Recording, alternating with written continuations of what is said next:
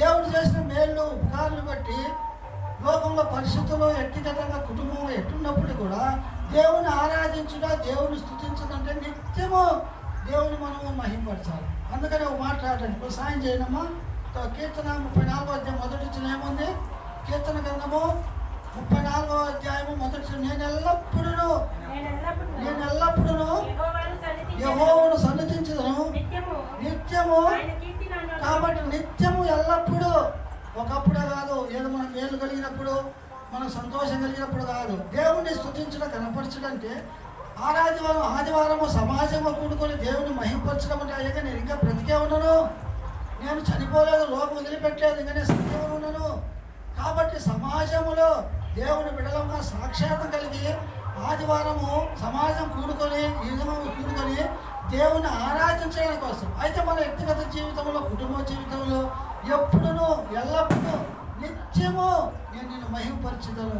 చూడండి, అక్కడ కీర్తన గ్రంథంలో 145వ అధ్యాయంలో కూడా కొన్ని మాటలు చూసుకున్నాం. కీర్తన గ్రంథము 140 అధ్యాయంలో కూడా నా జీవిత కాలం అంతా నా బ్రతుకు దినములన్నీ ఉంటుంది. చూడమ్మా, అక్కడ కీర్తన 146వ అధ్యాయము మొదటి 2 వచనాలు చదవండి. కొంచెం కీర్తన 146, క్షమించండి, కీర్తన 146 మొదటి వచ్చింది. యెహోవాను స్తుతించుడి నా ప్రాణమా, నా ప్రాణమా యెహోవాను స్తుతింపుము. నా జీవిత కాలమంతయు నేను యెహోవాను స్తుతించుదను, నేను బ్రతుకు కాలమంతయు. కాబట్టి నా బ్రతుకు కాలమంతయు, నా జీవిత కాలమంతయు, ఒకప్పుడు కాదు, ఈ లోకం, ఈ శ్వాస, ఈ ఊపిరి వదిలేంత వరకు కూడా దేవుని స్తుతించేది, దేవుని గణపరిచేది భక్తుడు నేర్చుకున్నాడు. కాబట్టి ఎల్లప్పుడూ నిత్యము నా పూర్ణ హృదయముతో నేను యెహోవాను స్తుతించని కీర్తించేదను. ఎందుకు మాట్లాడాడు? కొత్తము కీర్తన 86వ అధ్యాయంలోకి 13 వచ్చిన చదవండి. 13 వచ్చినము. ప్రభువా నా దేవా, నా ఎడల నీవు చూపిన కృప. కాబట్టి ఎందుకు ఈ మాట అంటే, ప్రభువా నా దేవా, నా ఎడల నీవు చూపిన కృప అధికమైన కృప. దేవుని యొక్క కృప అధికమైనది. మన వ్యక్తిగతంగా, మన కుటుంబంగా, మన సంఘముగా ఆయన కాపు భద్రత ఏంటంటే అధికమైనది. ఆయన ఏంటంటే ఆయన కృప. భక్తుడు అంటాడు, దావీదు 23వ కీర్తనలో ఏమంటాడు? యెహోవా నా కాపరి, నాకు లేమి కలదు. ఆయన కాపు, ఆయన భద్రత మన పైన, మన కుటుంబం పైన, మన సంఘం పైన వ్యక్తిగతంగా ఆయన కాపుదల ఉన్నప్పుడు మనకు లేమి కలగదు.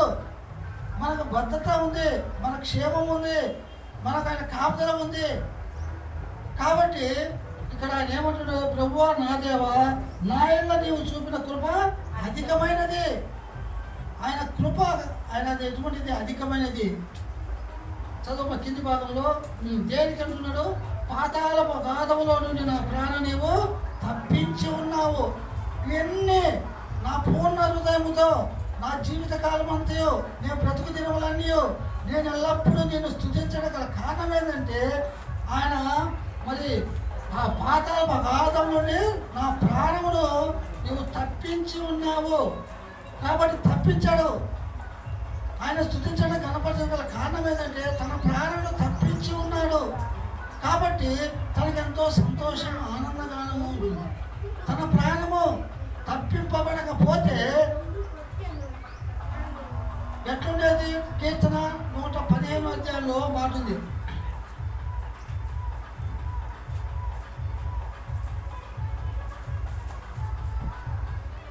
కీర్తన 115వ అధ్యాయము 17 వచ్చిందమ్మా. కీర్తన గ్రంథము 117 అధ్యాయం, క్షమించండి, కీర్తన 117 అధ్యాయము కాదు, కీర్తన 115 అధ్యాయం 17 వచ్చిన.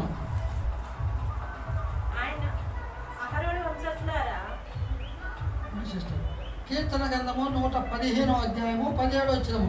మృతులు మౌన స్థితిలోనికి దిగిపోదురు, యెహోవాను స్తుతింపరు. కాబట్టి ఒకవేళ ఆయన ప్రాణం అగాధంలోకి దిగిపోయినప్పుడు దేవుడే కానీ ఈ స్తుతి, ఈ ఆరాధన, ఈ కృతజ్ఞత తన హృదయము పూర్ణ హృదయంతో నింపుదల ఉండేది కాదు. తన హృదయము పూర్ణ హృదయంతో నింపుదల కాకపోతే, తన ఏళ్ళైన కృపాధికం కాకపోతే తన జీవితం అంతా స్తుతించలేడు, తన బ్రతుకు జీవనాన్ని స్తుతించలేదు, నిరంతరం నిత్యము దేవుని స్తుతించలేకపోయేవాడు. ఎందును బట్టి అంటే ఆయన మృతులుగా ఉంటాడు. పాపాన్ని బట్టి మానవుడు మృతుడు. చూడండి, ఇక్కడ ఒక మాట ఉంది. కొలసీలకు రాసిన పత్రిక 2వ అధ్యాయము, కొలసీలకు రాసిన పత్రిక 2వ అధ్యాయము 13వ వచనం చదువుతారా? 13వ వచనము. మరియు అపరాధముల వలనను శరీరమును సున్నతి పొందక ఉండుట వలనను, చాలు, మీరు మృతులై ఉండగా. చదువుకున్నాం మాట. కాబట్టి మనము మృతులము. దేని బట్టి అంటే అపరాధమును బట్టి. దేని బట్టి అంటే అపరాధములను శరీరమును సున్నత పొందకపోవడం వలనను మీరు మృతులమై ఉండగా. మృతులు దేవుని స్తుతించలేరు, వారు మౌనంగా ఉంటాడు. అది భక్తుడు పాతాళ అగాధములు తప్పింపబడ్డాడు కాబట్టి తన ప్రాణము ఏమంటున్నాడంటే ఆయన నేను ఎల్లప్పుడూ స్తుతిస్తాను. ఎందుకంటే తన ప్రాణానికి ఎంతో నెమ్మది ఉంటుంది, సమాధానం, సంతోషం కట్టి పాపం నుండి ఇడిపింపబడడం ద్వారా తన హృదయానికి ఎంతో సంతోషం ఉంది కాబట్టి, తన హృదయం అంతా పూర్ణతో నింపుదల కలిగింది కాబట్టి నేను దేవుని కృతజ్ఞతలు చెల్లించుదును అంటున్నాడు. కాబట్టి అందును బట్టి తను దేవునికి కృతజ్ఞుడై ఉంటున్నాడు. ఎట్లా అంటే జీవితకాలం నుంచి బ్రతుకు దినములని నిరంతరం ఎల్లప్పుడూ నేను యెహోవాను సన్నుతించదను, లేక నేను కీర్తించదను, యెహోవాను స్తుతించడం మంచిది. తన జీవితంలో ఇటువంటి గొప్ప ధన్యతలోకి తను తేబడి. ఇటువంటి ధన్యతలోకి మనం కూడా తేబడాలంటే మన జీవితంలో కూడా మనం ఎట్టున్నాము.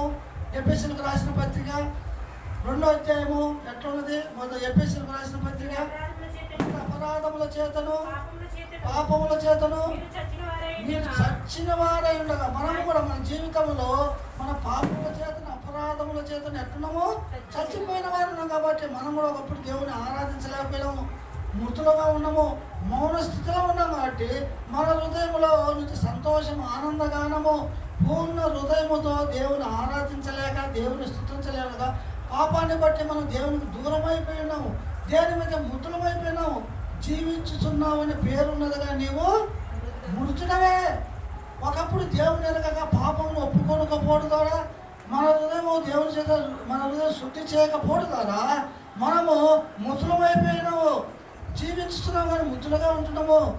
దాన్ని బట్టి మనం కూడా మౌన స్థితిలో దిగిపోయిన వారు ఉంటాము. దేవుని ఆరాధించలేకపోయాము, దేవుని స్తుతించలేకపోయాము. దేని బట్టి అంటే పాపాన్ని బట్టి.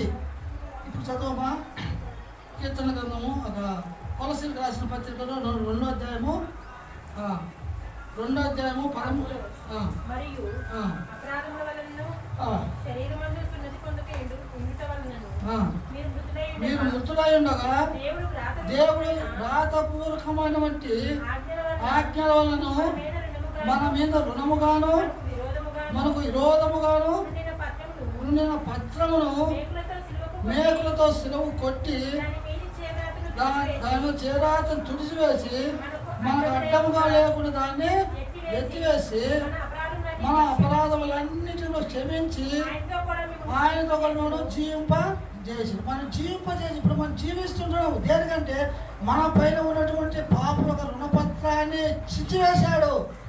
ఆ రుణపత్రం మన మీద ఉండడం ద్వారా మన జీవితంలో మనం మృతులుగా ఉంటున్నాము, పాప భారంతో ఉంటున్నాము, దేవునికి దూరస్తులుగా ఉంటున్నాము, అవిధేయతలో ఉంటున్నాము. దాన్ని బట్టి దేవుడు చేరాతతో మన పైన ఉన్నటువంటి ఆ యొక్క అడ్డగా ఉన్నటువంటి ఆ పత్రాన్ని, పాప యొక్క పత్రాన్ని చించివేశాడు, చేరాత తుడిచివేశాడు. ఇప్పుడు మనకు మన పైన ఉన్నటువంటి ఆ పాప యొక్క రుణపత్రం చించివేయడం ద్వారా మనము పాపం నుండి ఇడిపింపబడిన వారిగా స్వేచ్ఛాపరులం అయిపోయాము. చూడండి ఇక్కడ రోమీలకు రాసిన పత్రిక 5వ అధ్యాయము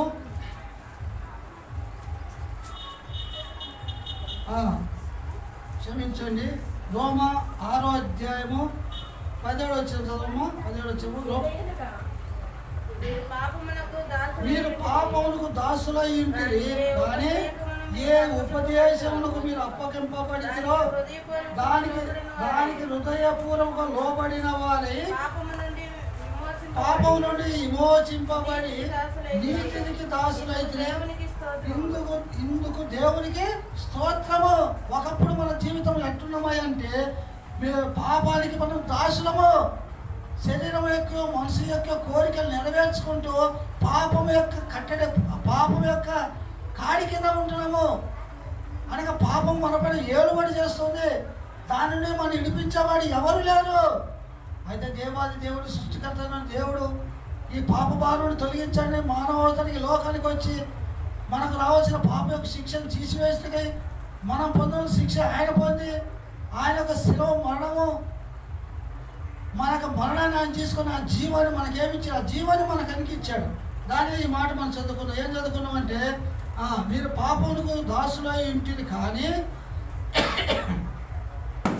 ఏ ఉపదేశముకు మీరు అప్పగింపబడితేరో దానికి హృదయపూర్వకంగా లోబడిన వారి హృదయపూర్వకంగా దేవుని మనం విశ్వసించడం ద్వారా పాపమును ఒప్పుకోవడం ద్వారా మనము పాపం నుండి పశ్చాత్తాపడడం ద్వారా విరిగిన నలిగిన హృదయం గలవారై దేవుడు మన హృదయాన్ని చూసినప్పుడు మనం పాపం నుండి విమోచింపబడిన వారి ఉంటున్నాం. అది మన నీతి, మన భక్తి కాదు. కానీ కేవలం దేవుని ఉచిత కృప. దేవుడు అందుకని అన్నాడు, దేవా నా ఇళ్ళ నువ్వు చూపిన కృప అధికమైనది. ఇట్టి మానవుడల్లా ఆయన కృప అధికమైనది. ఎవరంటే ఎవరైతే పాప భారంతో ఉన్నాడో, పాపం నుండి ఎవరైతే విడిపింపబడలేదో, పాపానికి ఎవరైతే దాసులుగా ఉంటున్నవారో అట్టి వాడిని దేవుడు కృప చూపించాడు. ఉచితమైన కృప, దయ చూపించాడు.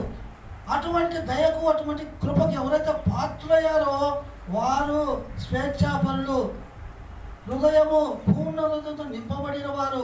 అందుకనే అక్కడ యోహాను సువార్తలో 1:12 ఏమి రాయబడిందంటే ఎందరు తనను అంగీకరించినో అనగా తన నామమును విశ్వసించిన వారందరికీ దేవుని పిల్లలకు అధికారం పొందినవారు, దేవుని కృప పొందినవారు.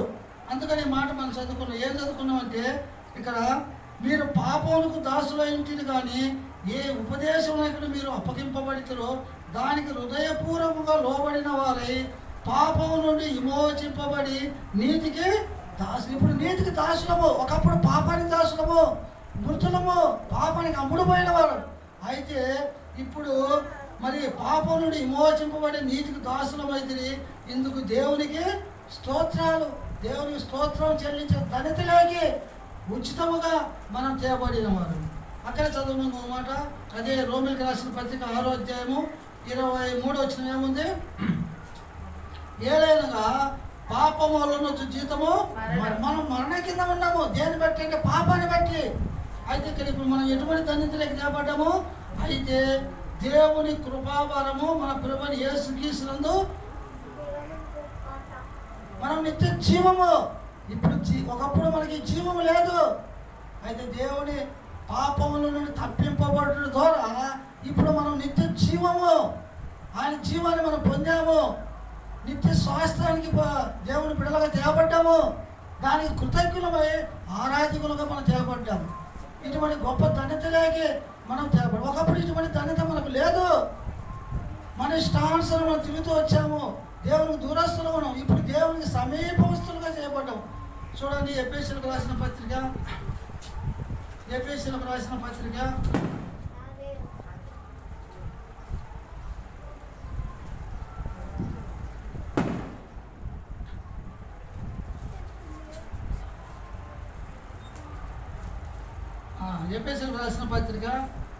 2వ అధ్యాయము 12 వచ్చింది. అవుతారా? 12 వచ్చినాము.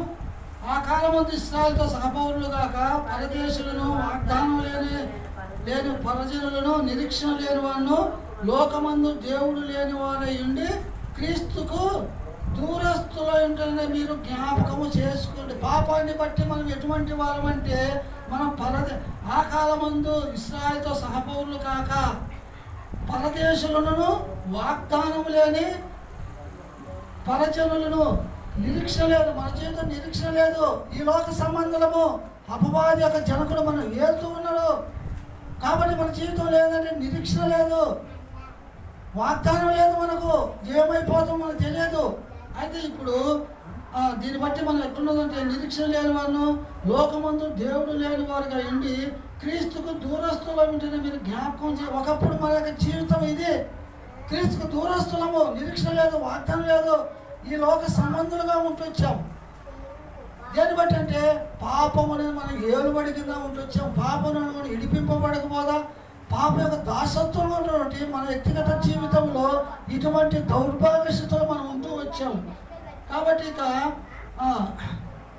14 వచ్చిన చదువు 14 వచ్చినప్పుడు ఆయన మన సమాధానం మీకును మాకును ఉండినటువంటి ద్వేషమును అనగా విధిరూపకమైన ఆజ్ఞగల ధర్మశాస్త్రమును తన శరీరమందు కొట్టివేయుట చేత మధ్య గోడను పడగొట్టి మన ఉభయులను ఏకముగా చేసెను. మన ఉభయులను ఒకప్పుడు మనం లోక సంబంధులము, పరమందున్న దేవుడు ఆయనకు మనకు ఏమున్నది మధ్య గోడ, పాపం యొక్క మధ్య గోడ ఉండడం ద్వారా దేవుని ఆరాధించలేక, దేవుని స్తుతించలేక, దేవునికి దూరస్తులుగా ఉంటూ వచ్చాము.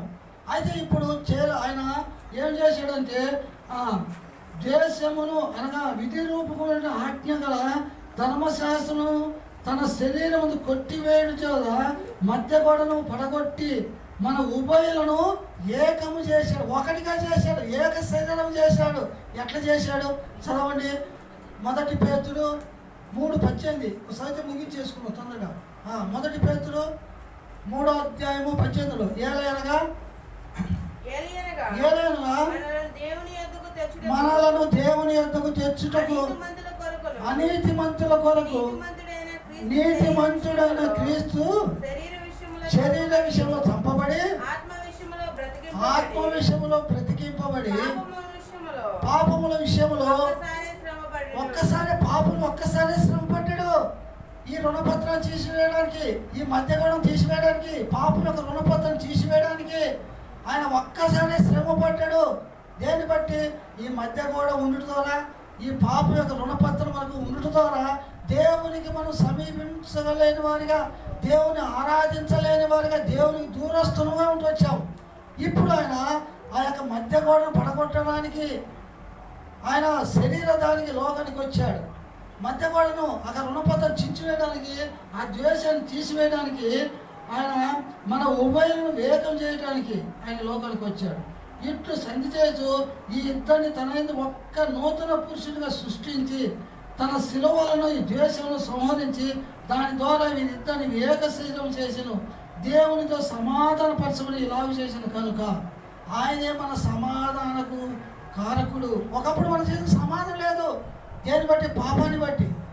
కాబట్టి ఆయనకు ఇటువంటి గొప్ప మానవునికి సంపూర్ణ పరలోకాన్ని ప్రవేశించడానికి, దేవునితో సమాధానపరచడానికి ఆయన ఈ లోకానికి వచ్చాడు. ఆయన లోకానికి వచ్చి ఏం చేశాడంటే ఆయన మరి చూడండి 1 పేతురు 2 మాటలు చూసుకుని ముగించేసుకుందాం. 1 పేతురు క్షమించండి 1 తిమోతి రాసినట్టు పత్రిక 2వ అధ్యాయము 5వ వచ్చిన చదవమ్మా. దేవుడు ఒక్కడే, దేవునికి నరులకు మధ్యవర్తి ఒక్కడే, ఆయన క్రీస్తు యేసు నరుడు. ఈయన అందరి కొరకు విమోచన క్రయధనముగా తను తానే సమర్పించుకోలేను. చాలమ్మా. కాబట్టి ఆయన దేని మీద మధ్యవర్తికి వచ్చాడు. క్రీస్తు యేసు నరుడు, ఆయనే క్రీస్తు యేసు నరుడు. ఈయన దేవునికి నరుడికి మధ్యవర్తి. ఈ మధ్యవర్తిగా నరుడుగా వచ్చి తను అందరి యొక్క విమోచనము క్రయధనం చెల్లించడానికి ఆయన ఈ లోకానికి వచ్చాడు. ఆయన వచ్చి తను సమర్పించుకున్నదాన్ని నీకు నాకు విడుదల, విమోచన, పాప క్షమాపణ, మన పైన నుండి పాప యొక్క రుణపత్రము, ఆ మధ్య గోడను పడగొట్టాడు. ఈ యొక్క శిలువ బలియాగం ద్వారానే మనకు విడుదల, విమోచన వచ్చింది, పాప క్షమాపణ వచ్చింది, స్వేచ్ఛ స్వతంత్రమయ్యాము, దేవుని బిడ్డలైన కుటుంబమయ్యాము, దేవునితో సమాధానపరచబడిన వారికి ఉంటున్నాము. కాబట్టి ఇటువంటి గొప్ప ధన్యత లేనికి వచ్చిన వారిని ఎవరైతే రుచి చూచారో వారే ఆరాధికులు, దేవుని స్తుతించేవారు. లేకపోతే ఆరాధన అనేది ఉచితంగా రాదు, దానిలో కల్పితాలు ఏదో వచ్చే వల్ల ఆరాధించాలి పూర్ణ ద్వారా, దానివల్ల ఎటువంటి ఉపయోగం లేదు. చదువు ఒక మాట, ఎఫెసీ 5:2 చదువు. ఎవరైనా చదవండి, నాకు రెఫరెన్స్ లేట్ అవుతుంది కాబట్టి. ఎఫెసీ 5:2 క్రీస్తు మిమ్మును ప్రేమించి పరిమళ వాసనగా ఉండుటకు మన కొరకు తను దేవునికి అర్పణముగాను బలిగా అర్పగించుకున్నాడు. దేనికంటే ఎందుకంటే మనల్ని ప్రేమించాడు, వ్యక్తిగతంగా కుటుంబంగా లోకాన్ని ప్రేమించాడు. అందుకనే లోక పాపాన్ని మోసుకుపోవడం దేవుని గొర్రెపిల్ల. దేవుడు లోకం ఎంతో ప్రేమించను కాగా తన అతిథిగా కుమారునిగా పుట్టిన వారిని విశ్వాసం ఉంచువారు నిత్య జీవం పొందినట్లు ఆయన మనకు అనుగ్రహించాడు. ఎవరైతే ఆయన విశ్వాసం ఉంచుతారో వారు పాపం నుండి విడిపింపబడి నిత్య జీవాన్ని పొందడానికి ఒక వరవుగా, ఒక ఈవుగా ఈ సత్యాన్ని ఎరిగిన వారే ఆరాధికులు, వారే పూర్ణ హృదయంతో నింపబడిన వారు, వారే నిత్యము స్తుతించేవారు, వారే జీవితకాలం అంతా మనది బ్రతుకు దినమంతా కూడా దేవుని స్తుతించేవారు, దేవుని ఘనపరిచేవారు. మన జీవితంలో ఘనపరుస్తూ స్తుతిస్తూ ఉంటే మనం కూడా దేవుని చేత హెచ్చింపబడేవారుగా, నన్ను కనపరుచువాని నేను కనపరుచువానని దేవుని యొక్క వాగ్దానంతో నింపబడింది. ఆరాధన అంటే ఏదో ఆదివారం వచ్చాము, ఆరాధించాము, లోకంలో పోయి మన ఇష్టానుసారంగా జీవించామని జీవితం కాదు. ఎందుకంటే అట్లా బ్రతకడానికి ఎన్నో లోకంలో ఉంటున్నాయి. అయితే దేవుని యొక్క కృప, దేవుని యొక్క కాపుదల, దేవుని చేత మనం నడిపింపబడినప్పుడు లోకంలోనే మనం విమోచింపబడిన ప్రజలముగా, దేవుని చేత కొనబడిన వారిగా, దేవునికి ప్రత్యేకింపబడిన వారిగా మన జీవితంలో ఒక తీర్మానం, ఒక ఏర్పాటు, దేవుని భయం అనేది మన జీవితంలో ఉంటుంది. కాబట్టి క్రీస్తు మిమ్ముని ప్రేమించి పరిమళ వాసన ఉంటకు తను దేవునికి అర్పణంగా బలివైపోయాడు. కాబట్టి దేవుని బిడ్డలే ఉదయకాలం ఆరాధించడం మనము మన ఆరాధన ద్వారా దేవునికి పరిమళ వాసన రావడం. చివరిగా ఒక మాట చదువుకున్నాము చూడండి, ఈ మాట చదువుకుని ముగించేసుకున్నాము. యెషయా గ్రంథము 43వ అధ్యాయం తీయండి. మన పైనటువంటి రుణపత్ర పాపాలు తీసివేయడం ద్వారా మనం కూడా పూర్ణ హృదయంతో దేవుని ఆరాధించేవారు ఉంటున్నాం. 21 వచ్చింది చదవండి. నా నిమిత్తము నేను నిర్మించిన జనులు నా స్తోత్రము, ఆయనకు స్తోత్రం ప్రచురం చేసేవారుగా, ఆయన కీర్తిని మహిమపరిచేవారుగా, ఆయన సత్యాన్ని మనం వివరించడానిగా నా నిమిత్తము నేను నిర్మించిన జనులు నాకు స్తోత్రము చేయుదురు. మనకు ఆయన స్తోత్రం చేయడానికే ఆయన నిమిత్తం నిన్ను నన్ను ఏర్పాటు చేసుకున్నాడు. ఎప్పుడు ఏర్పాటు చేసుకున్నాడమ్మా? జగత్తు పునాది వేయబడక మునిపే క్రీస్తులో నిన్ను నన్ను ఏర్పాటు చేసుకున్నాడు. ఎందుకు ఏర్పాటు చేసుకున్నారంటే ఆయన స్తోత్రము చేయడానికి, ఆయన పెంచడం చేయడానికి నిన్ను నన్ను క్రీస్తులో ఏర్పాటు చేసుకున్నాడు. తర్వాత ఏముంది? 25 వచ్చింది చదవండి. 25 వచ్చిన 5వ అధ్యాయంలో నేను నేనే నా చిత్తానుసారంగా నీ అతిక్రమం తుడిచివేసి ఉన్నాను, నేను నీ పాపాలను జ్ఞాపకము. కాబట్టి మన పైన రుణపత్రము మధ్య గోడను తీసివేసి ఇక ఎన్నటికీ నీ పాపాలు తూర్పునకు పరమటికి ఎంత దూరపరిచాను, నీ పాపములన్నిటి సముద్ర అగాధంలో పడేస్తున్నాను, నీ పాపములన్నిటి నా ఈపు వెనక పడేసుకున్నాను, ఇక ఎన్నటికీ వాటిని జ్ఞాపకం చేసుకోను, వాటిని తుడిసివేస్తున్నాను. నేనే నా చిత్తానుసరంగా, అనగా నిన్ను ప్రేమించి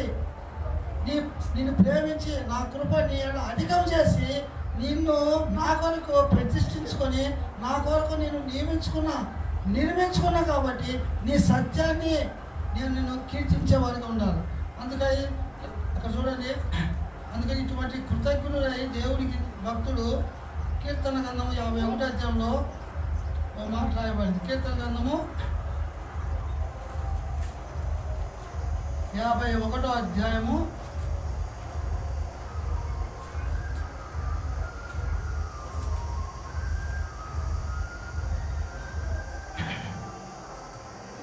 10వ వచ్చింది చదవమ్మా. కీర్తన దేవా ఇరిగి నలిగిన హృదయం నీవు అలక్ష్యం చేయవు, నీ కటాక్షోపున సియోను మేలు చేయము.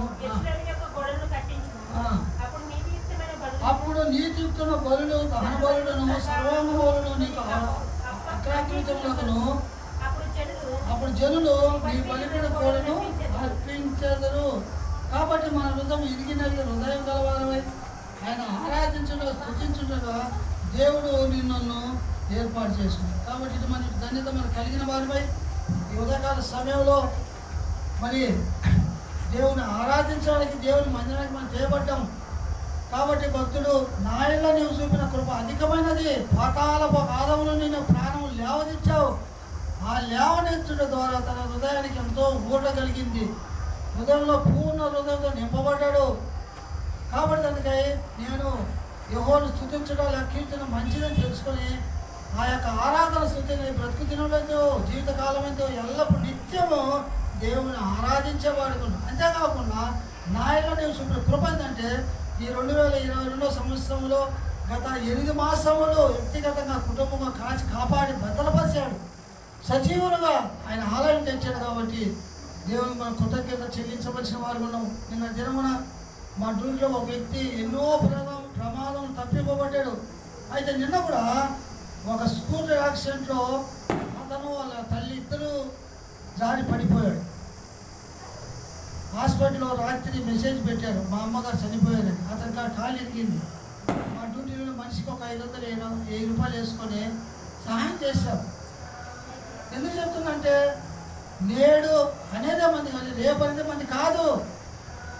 మా సజీవులు కదా. నేను ఈ దినం నేను సజీవుడై నీకు కృతజ్ఞత చెల్లిస్తున్నాను. నేను సావను, సజీవుడుగా నీ క్రియలు వివరించుతాను చూడు.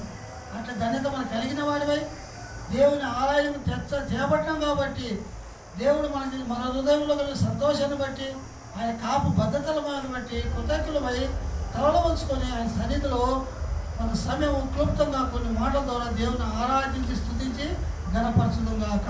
మోకరించండి, ఆరాధించండి.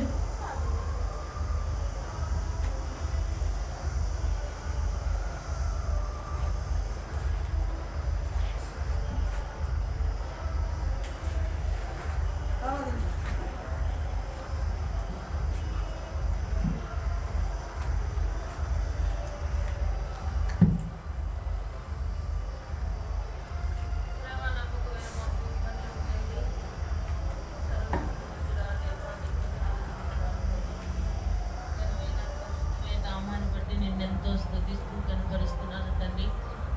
నమ్మదగిన దేవుడు తండ్రి, అయ్యా జరిగిన తండ్రి, గడిచిన వారం నుండి ఈ వారం వరకు నీ ప్రభు నాయన అయ్యా పరిశుద్ధ జనాన్ని బట్టి నేను స్తుతిస్తున్నాను. ప్రభు సన్నిధిలో నేను కూడా తండ్రి అయ్యా నిన్ను ఆరాధించడానికి, మహిమపరచడానికి నన్ను నడిపించిన దాన్ని బట్టి నేను స్తుతిస్తూ కనపరుస్తున్నాను తండ్రి. నాయన అయ్యా జరిగిన తండ్రి మీరెంతగానో నాతో మాట్లాడుతూ వచ్చారు. ప్రమాణిస్తున్నాను నాయన.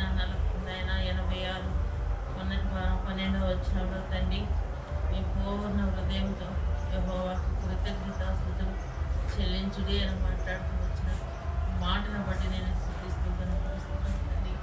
దయగిన తండ్రి అయ్యా ఈనాడు నన్ను సజీవురాలుగా ఉంచినందుకు నేను స్తుతిస్తున్నాను. మీ పాపం చేత నాయన, మీ అపరాధం చేత సచ్చిన వారుగా ఉన్నప్పుడు నాయన అయ్యా నేను నాయన నన్ను కూడా తండ్రి అయ్యా నాయన క్రీస్తుతో కూడా బ్రతికించావు దేవాన్ని స్తుతిస్తా నాయన. మృతులు నిన్ను స్తుతించరు కదా ప్రభు. ఈనాడు నన్ను సజీవురాలుగా ఉంచి నేను నిన్ను స్తుతించడానికి, యెహోవా క్రియలు వివరించడానికి ప్రభు, నీ సన్నిధిలో మహిమపరచడానికి నువ్వు ఇచ్చిన ఈ భాగ్యాన్ని బట్టి నేను స్తుతిస్తున్నాను.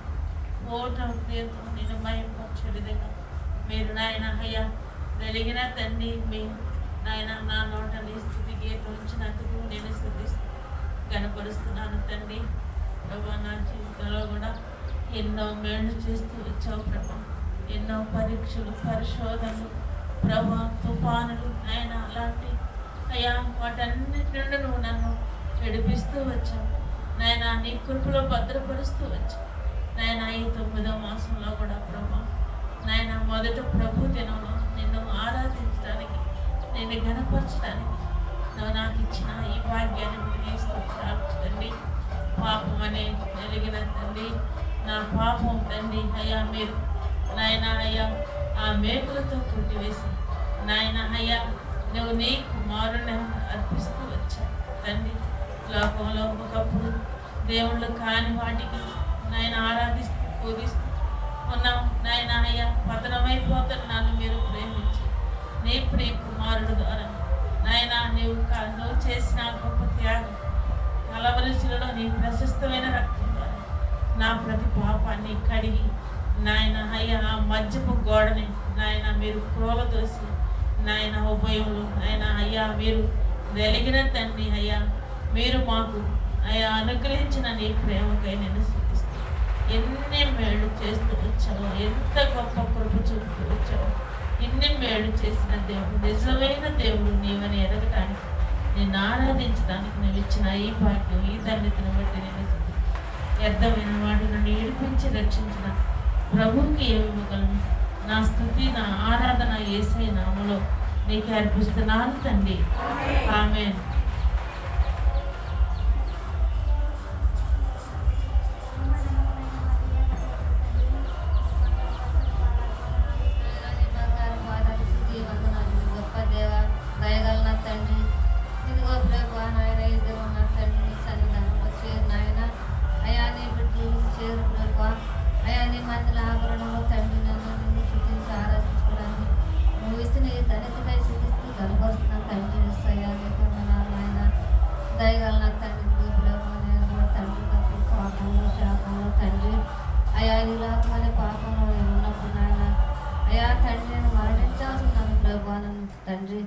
అయ్యా నా తండ్రి నా మరణం అంతా తీసివేసి తండ్రి నాయన నా పాప భారం అంతా తండ్రి నీ భుజముల మీద వేసుకుని నాయన దయగల నా తండ్రి నాయన పూర్ణ హృదయంతో పూర్ణ ఆత్మతో అయ్యా నిన్ను ఆరాధించమన్నా ప్రభాని పొందన సూత్రాలు తండ్రి. దయగల నా తండ్రి ఇదిగో ప్రభా నాయన నా పాప భారం అంతా తీసివేసి తండ్రి అయ్యా ప్రభా నా మరణాన్ని కొట్టివేసి నాయన అయ్యా తండ్రి నాయన అయ్యా పాపమని మధ్య గోడ నాయ తండ్రి అయ్యా నువ్వు పడదోసిన దేవుడు ప్రభాని పొందన సూత్రాలు తండ్రి. దయగల తండ్రి అయా ప్రభా క్రీస్తువ నిన్ను బ్రతికిస్తూ వచ్చావు ప్రభాని పొందన సూత్రాలైనా దయగల తండ్రి. అయ్యా నా పాపంకి నా శాపములకై తండ్రి నాయన అయ్యా నాకు నా బదులుగా నువ్వు శిక్ష యావత్తుగా ఆయన నువ్వు భరించి దేవుడు ప్రభాని పొందనాలు నాయన. అయ్యా నా పాప భారం అంతా తీసుకున్నా తండ్రి నా కొరకు తండ్రి. అయ్యా తండ్రి నువ్వు నాయన నీ రక్తం అంతా కాచి నాయన నీ నిష్కళంగా రక్తం నా కొరకు కాచి గొర్రెపిల్ల రక్తం అని ప్రభా అయ్యా నా ప్రతి పాపాన్ని కడిగింది దేవా నా మరణాన్ని కొట్టి వేసి తండ్రి ప్రభాని పొందనాలు నా తండ్రి. దయగల నా తండ్రి నాయన అయ్యా నువ్వు చేస్తూ మేము ఉపకారాలకై తండ్రి నేను నియమించిన నేను నాయన అయ్యా నా కొరకు త్వరలో రాలేయన్న యేసయ్య పరిస్థితి నా స్థితి నా ఆరాధన నీకే సమర్పించుకుంటున్నాను తండ్రి.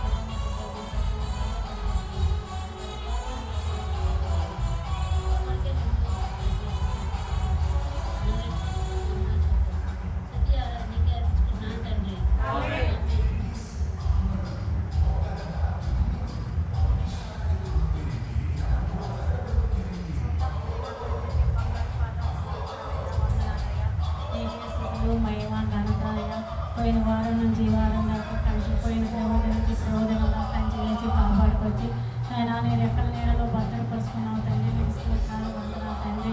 అయ్యా ఇదిగో తండ్రి మా కోసం ఆయన కలవలసిన ఆయన ప్రాణం పెట్టి రక్తం కాసిన దేవుడా మా పాపాల కోసం మా శాపాల కోసం తండ్రి ఈ లోకానికి వచ్చిన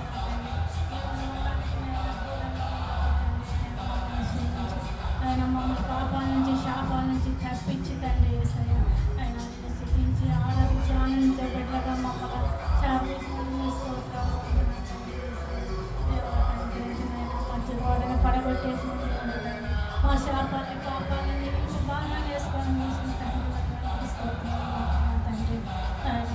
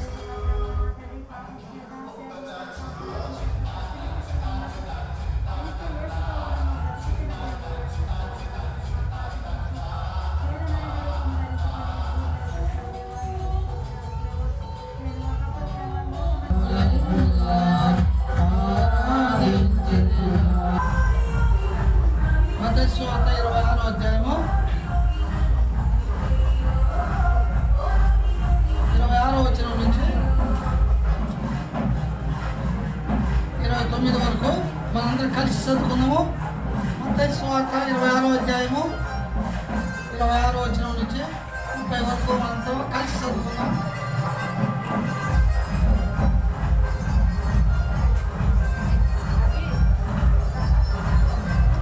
వారు భోజనం చేసి ఉండగా యేసు ఒక రొట్టెను పట్టుకొని దాన్ని ఆశీర్వదించి విరిచి తన శిష్యులకు ఇచ్చి, మీరు దీన్ని తీసుకొని తిరిగి ఇది నా శరీరం అని చెప్పాను. మరియు ఆయన గిన్నె పట్టుకొని కృతజ్ఞాస్తులు చెల్లించి వారికి ఇచ్చి, దీనిలోని వీళ్ళందరూ త్రాగుడి, ఇది నా రక్తము, అనగా పాపక్షమాపణ నిమిత్తము అనేకుల కొరకు చిందింపబడుచున్న రక్తము. నా తండ్రి రాజ్యంలో మీతో కూడా నేను ఈ ద్రాక్షారసం పద్ధతిగా తాగుబోయే దినం వరకు ఇక నా తాకని మీతో చెప్పుచున్నాను. ప్రార్థన చేసుకుందాం.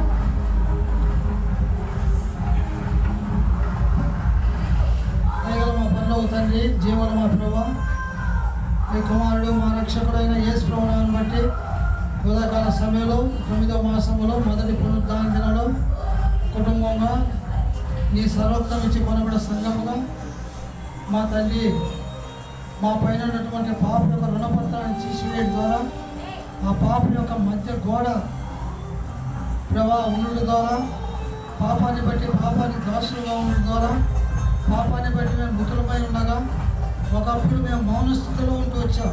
అయితే ప్రభా నీ కుమారుడు యేసుక్రీస్తు లోకానికి మధ్యవర్తికి వచ్చి మమ్మల్ని పాపం నుండి విడిపించి మద్యపు కూడా తీసివేటకై అనీతిమంతుల కొరకు నీతిమంతులు క్రీస్తు ఈ లోకానికి వచ్చి పాపం విషయం ఒక్కసారి శ్రమపడి ప్రభు ఆత్మ విషయంలో జీవింపచేయుటకు ఈ లోకానికి వచ్చి మీరు పాప శరీరాకృతి లోకానికి వచ్చి మేము పొందవలసిన శిక్ష మీరు పొంది మమ్మలను పాపం నుండి విడిపించి ప్రభా పాపం యొక్క దాసత్వం విడిపించి నీతికి దాసులుగా చేసింది. ప్రభా నీకు స్తోత్రం చెల్లించి నీ కృతజ్ఞత చెల్లించుటకు మీరు మాకు అనుకించిన నుంచి మా ఇళ్ళ మీరు చూపిన కృపను బట్టి నీకు ఎలాంటి స్తోత్రాలు. నా పూర్ణ హృదయంతో నేను కృతజ్ఞతలు చెల్లించదను. దేవా నా ఇళ్ళ నువ్వు చూపిన ప్రేమ కృప అధికమైనదని అగాధ స్థలంలో నేను నా ప్రాణం నువ్వు తప్పించి ఉన్నావని కృతజ్ఞతలు చెల్లిస్తూ వచ్చారు. అది ఘనత ఉదయకాల సమయంలో మీరు మాకు కలగజేసిన విధానం బట్టి ప్రభా క్రీస్తు మిమ్మల్ని ప్రేమించి పరిమళ వాసనకు తను అర్పించుకోవడం ద్వారా ప్రభా మీరు మధ్యవర్తిగా దేవునికి నరుడికి మధ్యవర్తిగా క్రీస్తు నరుడికి లోకానికి వచ్చి మీరు మధ్యవర్తిగా మీరు అర్పించుకోవడంతోనే మాకు విడుదల విమోచన పాప క్షమాపణ గురించి మా హృదయంలో కలిగే సంతోషాన్ని బట్టి ఆనందాన్ని బట్టి ఒక కుటుంబంగా సంఘంగా నీ సన్నిధిలో సాగిలపడి నేను ఆరాధించే ధన్యతలేక మీరు మాకు అనుగ్రహించి స్తోత్రాలు. తిరిగి మా ప్రభా మీ శరీరానికి మీ రక్తానికి సాదృశ్యం బలలో సమీపించి ఉండగా మీతో సమాధానపరచబడి మీ చేత సరిచేయబడి నూతనపరచబడి ప్రభా మరి యోగ్యమైన రీతిలో నీ బలలో ప్రవేశించకు మీరు మాకు కృప చూపించమని వందనము చెల్లిస్తూ మహిమాకాంత ప్రభావాలు నీకు అర్పించుకు ప్రతి విధమైనటువంటి మరి శోధన ప్రతి కలవరాల నుంచి మరి వ్యర్థమని తప్పించి మమ్మల్ని నీ వైపు ఆకర్షించడానికి సహాయపడమని వందనము చెల్లిస్తూ యేసు ప్రభువుని పెట్టి వేడుకొని అడుగుతున్నాం తండ్రి, ఆమేన్.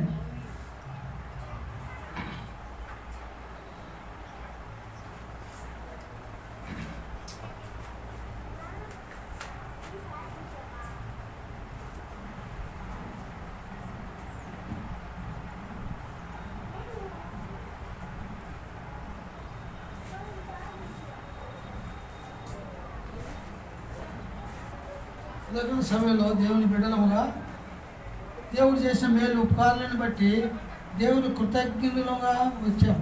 అయితే మరి అపోస్తల కార్యం 2వ అధ్యాయంలో 42వ వచనంలో మరి వీరు అపోస్తల బోధ ఎందు సహవాసం ఎందు రొట్టె విడిచుటందు ప్రార్థన చేయటం ఎడతెగక ఉండిరి. కాబట్టి మన రొట్టె విడిచుటకు మన కూడి వచ్చిన వాళ్ళు లేఖన మన దేవుని వాక్యానుసరంగానే మన ఏర్పాటు మన తలంపుల ప్రకారం కాకుండా ఆనాడు అపోస్తలులైనటువంటి మరి భక్తులు ఈ ఏర్పాటు కలిగిన వారు అదే యొక్క దర్శనాన్ని బట్టి దైవజనుడు భక్సింగ్ గారి ద్వారా 1940 సంవత్సరంలో పలువురు కొనవలో తనకు దర్శించిన దర్శనాన్ని బట్టి ఈ క్రమం.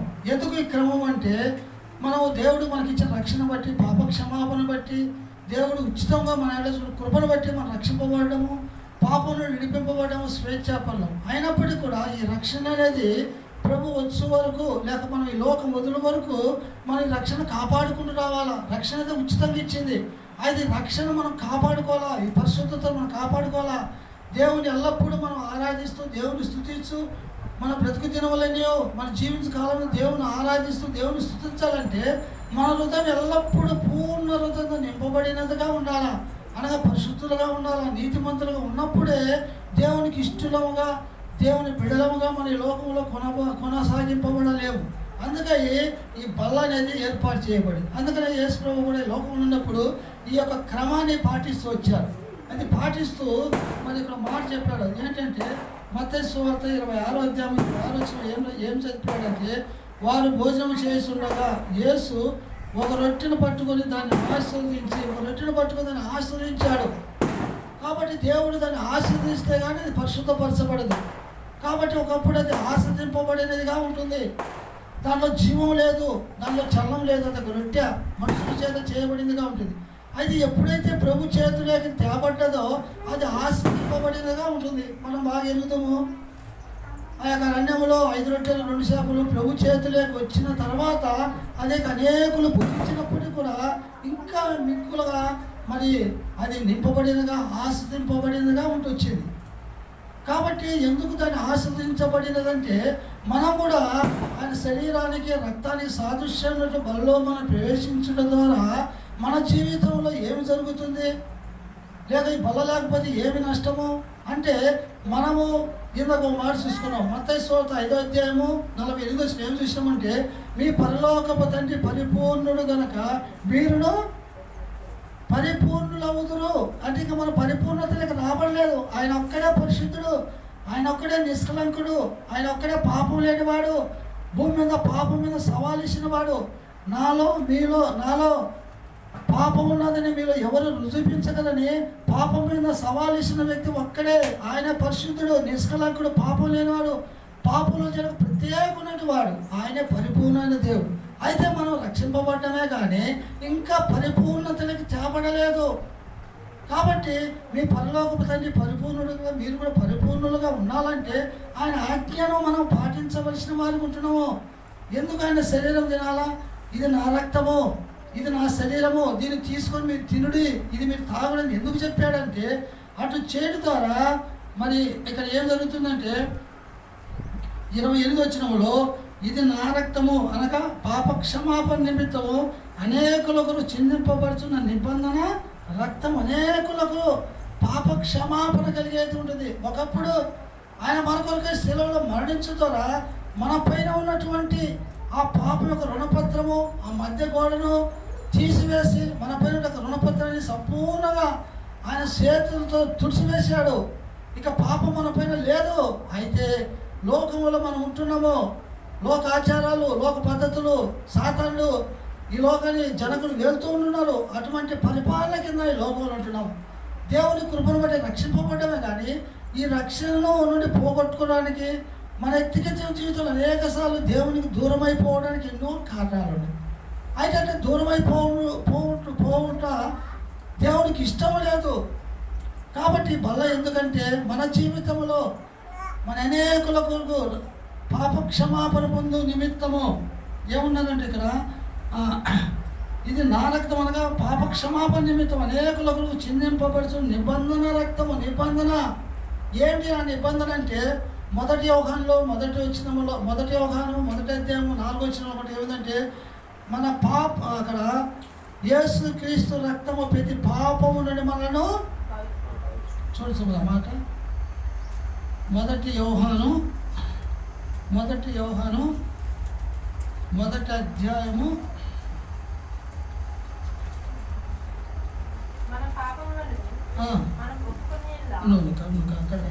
అక్కడ చూడు. మొదటి యోహాను మొదటి అధ్యాయము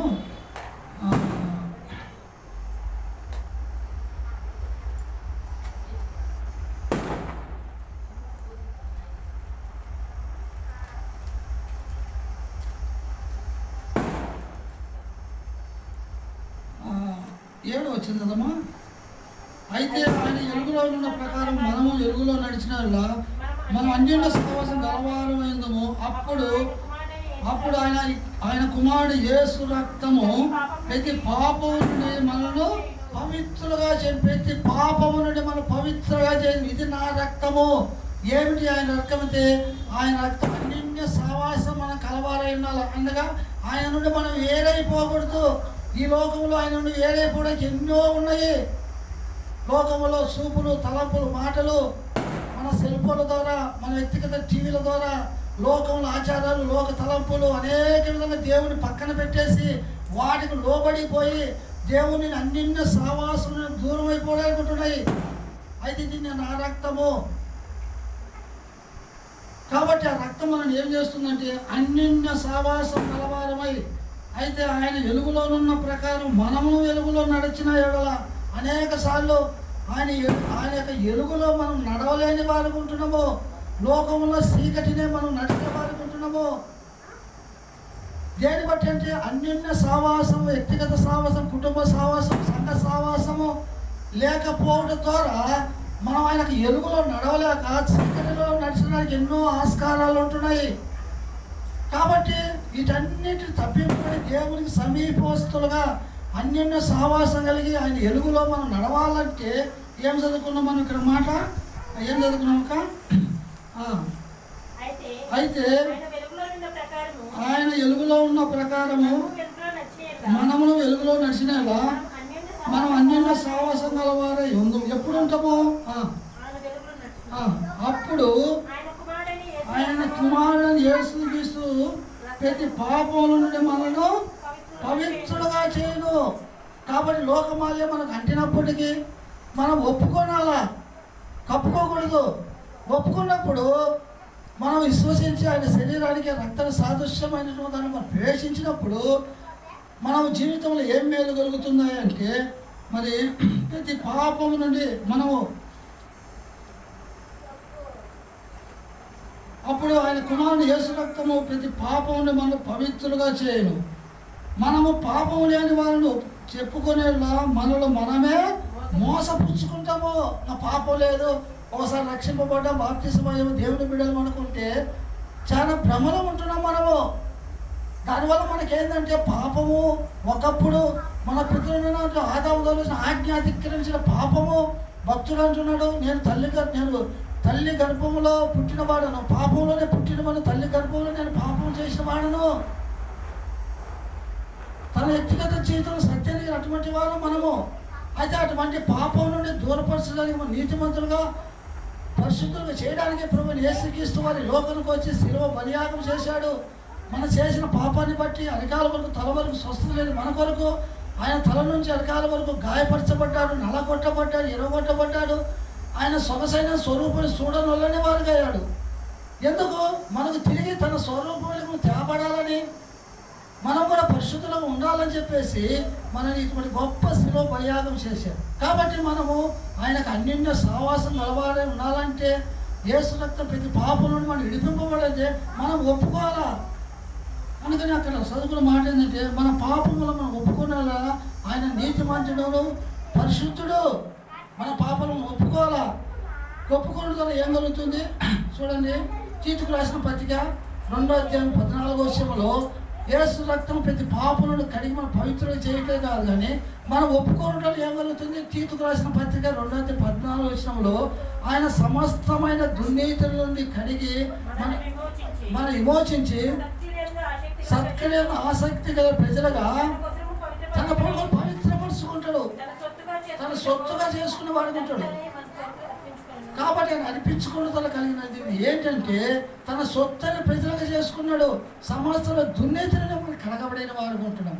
కాబట్టి అందుకనే ఈ యొక్క క్రమము దైవజనులకు దర్శనం ద్వారా ఇది మనం సరిచేయబడుతున్నది. నూతనపరచబడిగా మనము దేవునితో సమాధానపరచబడి దేవునితో ఐక్యత పరచుకోవడానికి ఈ బల్ల అనేది చేశాడు. చూడండి ఇక్కడ అది. అందుకని ఇక్కడ ఒక మత్తయి సువార్త 26వ అధ్యాయం 26వ వచనంలో ఇది నా శరీరం అని చెప్పాను. ఆయన శరీరము చూడండి. అలా యోహాను సువార్తలో, యోహాను సువార్త 6వ అధ్యాయము, యోహాను సువార్త 6వ అధ్యాయము 53వ వచనం చదవండి. కావున కావున యేసు ఇట్లా నేను మీరు మనిషి కుమారుని శరీరము తిని ఆయన రక్తం తాగితేనే కానీ మీలో మీరు జీవము గలవారు అక్కడ ఉన్నాము అక్కడ. కాబట్టి యేసు ప్రభు ఏం చెప్తున్నాడంటే, కావున యేసు ఇట్లా మీరు మనిషి కుమారుని శరీరం తిని ఆయన రక్తం తాగితేనే కానీ మీలో మీరు జీవము గలవారు కారు. ఒకప్పుడు మనకు జీవం లేదు.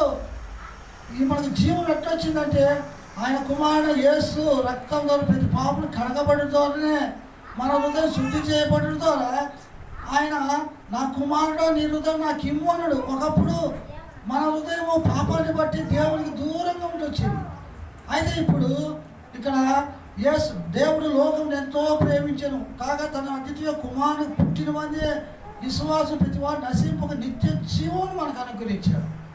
ఆ జీవాన్ని మనం కాపాడుకుంటూ రావాలా. అందుకనే లేవి కాండంలో 13వ అధ్యాయంలో 26వ వచనంలో అనుకుంటే ఏం రాయబడింది, బలిపీఠం మీద అగ్ని నిత్యం మండుచుండవలెను, అది ఆరిపోకూడదు. బలిపీఠం మీద అగ్ని అంటే మన హృదయంలో ఎలిగిపోవడంటే పరిశుద్ధాత్ముడు దేవుడు మనకు ఉచితంగా అనుగ్రహించిన పరిశుద్ధాత్మను ఆరిపోకుండా కాపాడుకోవాలంటే ఆయన శరీరము రక్తాన్ని మనం విశ్వసించి పుచ్చుకోవడంతోన మనం బలము పొందుతాము, నూతన బలం మనం పొందబడుకుంటున్నాము. చూడండి అక్కడ ఒక మాట ఉంది, యెషయా గ్రంథము 40వ అధ్యాయము చివరి వచనంలో ఒక మాట ఉంది. యెషయా గ్రంథము 40వ అధ్యాయము చివరి 2-3 మాటలు చదవండి. యెషయా గ్రంథము 40వ అధ్యాయము చివరి 2-3 మాటలు ఏముంది, సొమ్మసిల్లిన వారికి బలమిచ్చేవాడు ఆయనే, శక్తిహీనులకు బలాభివృద్ధి కలగజేవాడు ఆయనే,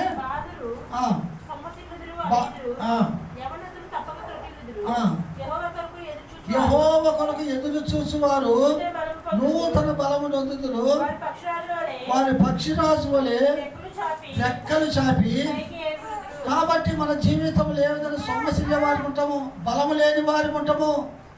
కాబట్టి ఎప్పుడైతే బల దగ్గరికి మనం వచ్చామో మన పాపాన్ని బట్టి మన అవిధేయతను బట్టి లోక సంబంధులుగా ఉండడం ద్వారా ఆయన ఎలుగులో మనం నడవలేని వాడు ఉండడం ద్వారా మన యొక్క ఆత్మీయ జీవితములు శరీర సంబంధించి కాదు, ఆత్మీయ జీవితంలో మన బలాభివృద్ధి లేని వారుగా ఉంటున్నాము.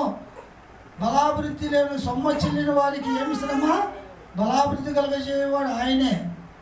కాబట్టి యెహోవా కొరకు ఎదురు చూసి వారు నూతన బలం పొందుదురు, వారు పక్షిరాజు వలె పైకి రెక్కలు సవి పైకి ఎదురుదురు, అలయక పరిగెత్తుతురు.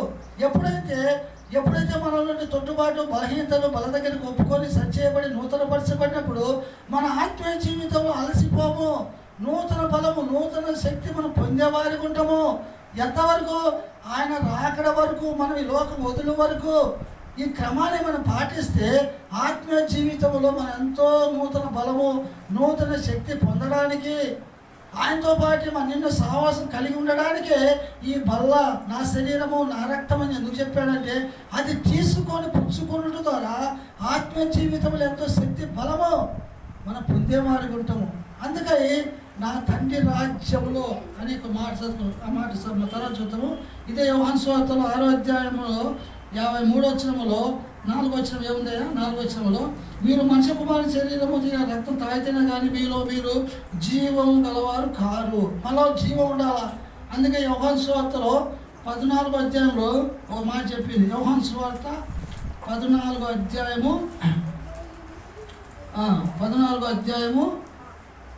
వచనంలో ఏముంది, యోహాను సువార్త 14వ అధ్యాయము 14వ వచనము అలాగే 15వ వచనంలో ఏముంది, మీరు నన్ను ప్రేమించిన నా ఆజ్ఞలు గైకొందురు, నేను తండ్రిని వేడుకొందును, మీ యొక్క ఎల్లప్పుడూ నుండుటకై ఆయన మీ ఏరొక ఆదరణకర్తను అనగా సత్యస్వరూపి ఆత్మను మీకు అనుగ్రహించను. మరి ఏమి అనుగ్రహించాడంటే ఆదరణకర్త. మనకి లోకలు ఆదరించడానికి ఎవరు లేరు.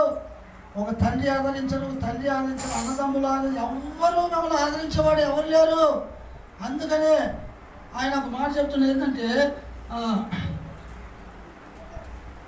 నేను తండ్రిని వేడుకొందును, మీ యొక్క ఎల్లప్పుడూ నుండుటకై ఆయన ఏదొక ఆదరణకర్త అనగా సత్యస్వరూపియకు ఆత్మను మీకు అనుగ్రహించును. లోకం ఆయన చూడదు, ఆయనను ఎరుగదు, కనుక ఆయన పొందలేదు. ఈ లోకం ఆయన పొందలేదు. వారందరూ ఈ లోక సంబంధులు. వారికి కూడా దేవుని సువార్త ప్రకటింపబడింది. వారు దేవుని అంగీకరించిన వారు ఉండరు. ఎందుకు దేవుని అంగీకరించకపోవడానికి గల కారణం ఏదంటే 2 కొరింథీయులకు రాసిన పత్రిక 4:4 ఈ లోక సంబంధి యుగదేవత వారి యొక్క మనోనేత్రాలు గుడ్డితనము, నిజమైన దేవుని ఎరగని వారు ఉంటున్నారు. అదే సందర్భంలో అనేక మంది కూడా ఆయన వెంబడించే శిష్యులు 70 మంది కూడా నా శరీరము నా రక్తము తిరుగుతావు అని నిత్య జీవం కలవడినప్పుడు అనేకులు అభ్యంతరపడి ఆయన అపార్థం చేసుకొని నిన్ను వేరైపోయారు. వాని గురించి ఏం రాయబడిందంటే, మరి లోకం ఆయనను ఎన్నడూ చూడదు, ఆయనను ఎరుగదు, కనుక ఆయన పొందనేరదు. ఆయన నుండి వేరైపోయిన వారు, ఆయన యొక్క వాక్యానికి లోబడిన వారు దేవుని దూరం అయిపోయిన వారు అందరూ ఆయన పొందనేరదు, ఆయన ఎరగరు అనేవి. అయితే బలలో పాపములు ఒప్పుకొని సరిచేయబడి నూతన పరచబడి యెహోవాకు ఎదురు చూసే వారి కొరకు ఆయన ఇచ్చినటువంటి మాటలు ఏంటంటే, మరి లోకం ఆయన ఇక్కడ ఆయన మీతో కూడా నివసించును. ఏం చదువుకున్నాం 10వ వచనం కింది భాగంలో, ఆయన మీతో కూడా నివసించును, మీలో ఉండును. ఆయన మళ్ళీ ఉంటాడు. ఎప్పుడు ఉంటాడు? మన హృదయము ఆయన చూసినప్పుడు సరిచేయబడి నూతన పరచబడి దేవునికి ఇష్టంగా మన హృదయాన్ని కోరుకున్నాడు. మీలో ఉండును, మీలో నివసించునంటే మన హృదయంలో ఉండేవాడికి ఇష్టపడేవాడు ఉంటాడు. ఎప్పుడు ఇష్టపడతాడంటే మన పాపములు మనం ఒప్పుకునేలా, అతిక్రమలు దాచిపెట్టేవాడు వర్తిల్లడు, వాటిని విడిచిని ఒప్పుకున్న వాడు కనికరం. ఎవరైతే కనికరం పొందుతారో, ఎవరైతే హృదయంలో పాపలు ఒప్పుకొని సరిచేయబడి నూతన పరచబడతారో వాని గురించి నేను మీతో ఉందును, మీలో నివసించును, మన హృదయంలో ఉండడానికి ఇష్టపడుతున్నాడు. అందుకని ఆయన ఒక దినాన నీ కొరకు నా కొరకు రాబోతున్నాడు. ఒకనొకప్పుడు లోక పాపాన్ని మోసుకుని దేవుని గొర్రెపిల్లకు వచ్చాడు, లోకాన్ని ప్రేమించాడు, తన కుమారుని నిత్య జీవాన్ని అనుగ్రహించడానికి ఒక ఈవిగా వరం ఇచ్చాడు. ఎవరైతే ఆయన విశ్వసించారో, నమ్మారో, పాపాలు ఒప్పుకున్నారో వారి కొరకై తిరిగి మరొకసారి భూమి మీదకి ప్రత్యక్షం కాబోతున్నారు. ఆయన ప్రత్యక్షం కాక మునుపు నీ జీవితంలో నా జీవితంలో ఆయనకు మనం ఇష్టలుగా ఉండాలా, ఆయన మనలో ఉండడానికి ఇష్టపడాలా, ఆయన చేత నడిపింపబడడానికి మనం ఇష్టపడాలి. ఏదో లోకాచారంగా లోక పద్ధతిగా వచ్చేవాళ్ళే పోయేవాళ్ళ కాదు. చివరి దినాల్లో అంత్య దినాల్లో ఏ దినం ఏం జరుగుతుందో మనకు తెలియదు. కుటుంబంలో నెమ్మది లేదు, బయట నెమ్మది లేదు, రకరకాల పరిస్థితుల్లో కూడా మనం వెళ్తూ ఉంటున్నాం. అనేక సార్లు మన జీవితంలో నిరీక్షణ, సమాధానం, నెమ్మది లేని వారు ఉంటున్నాము. ఎంతో ఆత్మీయ జీవితంలో కోల్పోయిన వారు ఉంటాడు. అయినప్పుడు కూడా దేవుడు ఒక మాట అన్నాడు. చూడండి, అక్కడ ఒక మాట చెప్పాడు. 18 వచ్చిన చదవండి ఎవరన్నా. యోహాను సువార్త 14:14 ఏం చెప్పాడు? మీరు చదివితేనే బాగుంటుంది.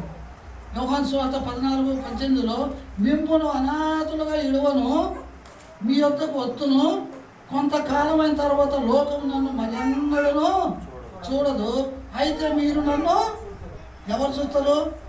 ఆయన ఎలుగులో నడిచేవాడు, హృదయం శుద్ధి చేయబడిన వాడు, ఆయన మన హృదయం ఆహ్వానించి ఆయన చేత నడిపింపబడడానికి ఇష్టపడిన వానికి నన్ను సూక్తులు. లోకమని చూడదు, వాడు లోకము సంబంధులుగా ఉంటున్నారు కాబట్టి వారి విషయంలో దేవుడు చెప్పట్లేదు. కానీ ఎవరైతే బల దగ్గరికి వచ్చాడో, ఆరాధన చేశాడో, దేవుని స్తుతించాడో, దేవుని చేత చర్చయబడి నూతన పరచబడి ఇది నా శరీరము నా రక్తం తాగి జీవిస్తూ ఉంటున్నారో వారి గురించి ఏమి చెప్తున్నారంటే, మేము నా ఎన్నటికీ అనాథులుగా ఇడవను, మీ యొద్దకు వత్తును, కొంతకాలమైన తర్వాత లోకం నన్ను మరి ఎన్నడూ చూడదు, అయితే మీరు నన్ను సూతురు. నేను జీవించుతున్నాను కనుక మీరును జీవించరు. మనం జీవించే వారికి ఉండాలి. ఆయన రాకట్లో మనం ఒకప్పుడు దేవుని ఆరాధించిన వరకు మనం ఎటువంటి వారము? మృతులము, పాపానికి దాసులము, పాపం యొక్క మధ్య కూడా దూరంగా ఉంటున్నాము, దేవునికి దూరస్తులము, వాగ్దానం లేని నిర్బంధం లేని వారము. అయితే క్రీస్తు యొక్క రక్తం ద్వారా కడగబడి ఇప్పుడు నూతన పరచబడి క్రీస్తుకు సమీపస్తులుగా అయినాము, దేవుని బిడలుగా ఉంటున్నాము. లోకంలో నిన్ను నన్ను రక్తంతో విమోచింపబడి కడగబడి కుటుంబంగా, సంఘముగా ఆయన రాకడ పర్యంతరము దేవుడు ఇక్కడ ఒక సంఘముగా, దేవుని బిడలముగా మనల్ని ఇక్కడ ఏర్పాటు చేసుకున్నాడు. అటు వాటి గురించి ఏం చెప్తున్నారంటే నేను తండ్రి యొద్దను, మీరు నా యందును, నేను మీ యందును ఉన్నామని ఆ దినంలో తెలుసుకుంటున్నాడు. ఇప్పుడు తెలియదు. ఇప్పుడు మనకు వచ్చేటన్నీ కూడా ఎటువంటి ఏమొస్తాయి? యోహాను సువార్తలో 16వ అధ్యాయంలో, యోహాను సువార్త 16వ అధ్యాయము చివరి వచ్చిన ఒక మాట ఉంది. యోహాను సువార్త 16వ అధ్యాయంలో, లోకములో మీకు శ్రమలు కలుగును, అయినను మీరు లోకములో మీకు శ్రమలు కలుగును, అయినను మీరు ధైర్యం చేసుకుని నేను లోకాన్ని జయించి. మన జీవితంలో అన్ని శ్రమలే, అన్ని ఇబ్బందులే, ఇరుకులే, ఇప్పట్లే, పోరాటాలే. కాబట్టి మన జీవితంలో దేవుడు ఇటువంటి శ్రమలు, ఇటువంటి పోరాటాలు మన జీవితంలో మనం సరి చేయడానికి, నూతన పరిస్థితులకు దేవుడు అనుమతించేవాడు ఉంటాడు. ఎంతవరకు అంటే ఎంతవరకు మనకి శ్రమ అనుభవించగలము, ఎంతవరకు శోధన సహించగలగడము అంతవరకు దేవుడు పెట్టేవాడు ఉంటాడు. కాబట్టి లోకంలో మీకు శ్రమలు కలుగును, అయినను మీరు ధైర్యం తెచ్చుకోండి. దేవుడు ఒక మాట చెప్పాడు. ఏం చెప్పాడు? 1 యోహాను 4వ అధ్యాయం 4వ వచనం చక్కటి మాట అన్నాడు. ఒక 2-3 మాటలు చూసుకొని మనం ముగించేసుకుందాము. చూడండి, 1 యోహాను 4వ అధ్యాయం 4వ వచనంలో, చిన్నపిల్లలారా మీలో ఉన్నవాడు లోకంలో ఉన్నవాడి కంటే, చదువునైనా 1 యోహాను 4వ అధ్యాయం 4వ వచనంలో, చిన్నపిల్లలారా మీరు దేవుని సంబంధులు, మీలో ఉన్నవాడు లోకంలో ఉన్నవాడి కంటే గొప్పవాడు. మనలో ఉన్నవాడు పరిశుద్ధాత్ముడు, ఆదరణకర్త, మన ఎన్నటికీ అనాథుడు, ఇడవను. లోకంలో వాడు దుష్టుడు, వాడు తల దేవుడు శిలువలో తొక్కివేశాడు, వాని యొక్క పన్ను ఊడపెరిగాడు, వాడు గర్జిస్తుంటాడు, ఏమి చేయలేవాడు. కాబట్టి వాడు గర్జనకే మనం బలహీనపరచబడి మన జీవితంలో నిరీక్షణ పోతుంది, సమాధానం పోతుంది, నెమ్మది ఉండదు, కుటుంబంలో కలవరాలు, వ్యక్తిగత కలవరాలు అనేకలు చేశాడు. అయితే దేవుడు చెప్పిన మాట అయితే, మీలో ఉన్నవాడు, మనలో ఉన్నవాళ్ళని ఆదరణకర్త పరిశుద్ధాత్ముడు, ఆదరించే దేవుడు సంచకరువు ఇచ్చినాడు. కాబట్టి మీలో ఉన్నవాడు లోకంలో ఉన్నవాడి కంటే గొప్పవాడు. చిన్నపిల్లల మీరు దేవుని సంబంధులము. ఇటువంటి దేవుని సంబంధులకే ఈ శ్రమలు, ఈ బాధలు, ఇక్కట్లు అనేక లోకానికి అయితే ఇటువంటి కలదు. ఎందుకంటే ఇటువంటి వాటి ద్వారా మనం సరిచేయబడాలా, నూతనపరచబడాలా, బలపరచబడాలా, దేవునితో సమాధానపరచబడే వారు ఉండాలని చెప్పేసి మనలో ఉన్నటువంటి ప్రతి బలహీనత, ప్రతి తొట్టుబాటు, ప్రతి అవిధేయత బల దగ్గరికి వచ్చినప్పుడు మనం కడగబడాలా, నూతనపరచబడాలా. కాబట్టి అట్లా ఉండాలని చెప్పి, ఇది నా శరీరము, నా రక్తము, ఇది మీరు తీసుకొని తినుడి, నా శరీరము నా రక్తం తాగితే తప్ప మీలో మీరు జీవం గలవారు కారు, నేను జీవించుతున్నాను అనగా మీరును జీవించదరు. ఎంతవరకు జీవితంటే ఆయన రాకడ వరకు, లేక మనం ఎంతపడే వరకు మనం జీవించే వరకు. అందుకనే యెషయా గ్రంథంలో 48వ అధ్యాయంలో చివరి వచనం ఉంది, క్షమించండి, కీర్తన గ్రంథము 48 చివరి వచనంలో, ఈ దేవుడు సదాకాలము మనకు దేవుడై ఉండి మరణం వరకు ఈయన మనను నడిపించును. ఎక్కడుండి? మన హృదయంలో నడిపిస్తాడు. మనం అటు ఇటు తొలగకుండా, లోకంలో తొలగిపోకుండా, ఒకవేళ శరీర సంబంధాలుగా ఉంటూ లోకంలో శరీరం ప్రేరేపింపబడి దేవుడి కానటువంటి ఏదైనా చేయడానికి మనకు ఇష్టపడినప్పుడు మనలో ఉన్నటువంటి శక్తి, మన దేవుడి పునరుద్ధరణ శక్తి, అటువంటి వాటికి సోటి ఇవ్వకుండా కాపాడి మరణం వరకు, లేక ఆయన వచ్చే వరకు కాపాడే దేవుడు. ఇది వాగ్దానము. మత్తయి సువార్తలో 28వ అధ్యాయంలో చివరి వచ్చిన ఇదిగో సదాకాలం నేను మీకు తోడై ఉండను. సదాకాలం నేను మీకు సదాకాలం అంటే ఎల్లప్పుడూ ఆదరణ కర్త ఉండడానికి మనకు పరిశుద్ధాత్మక వరాన్ని దేవుడు ఇచ్చాడు.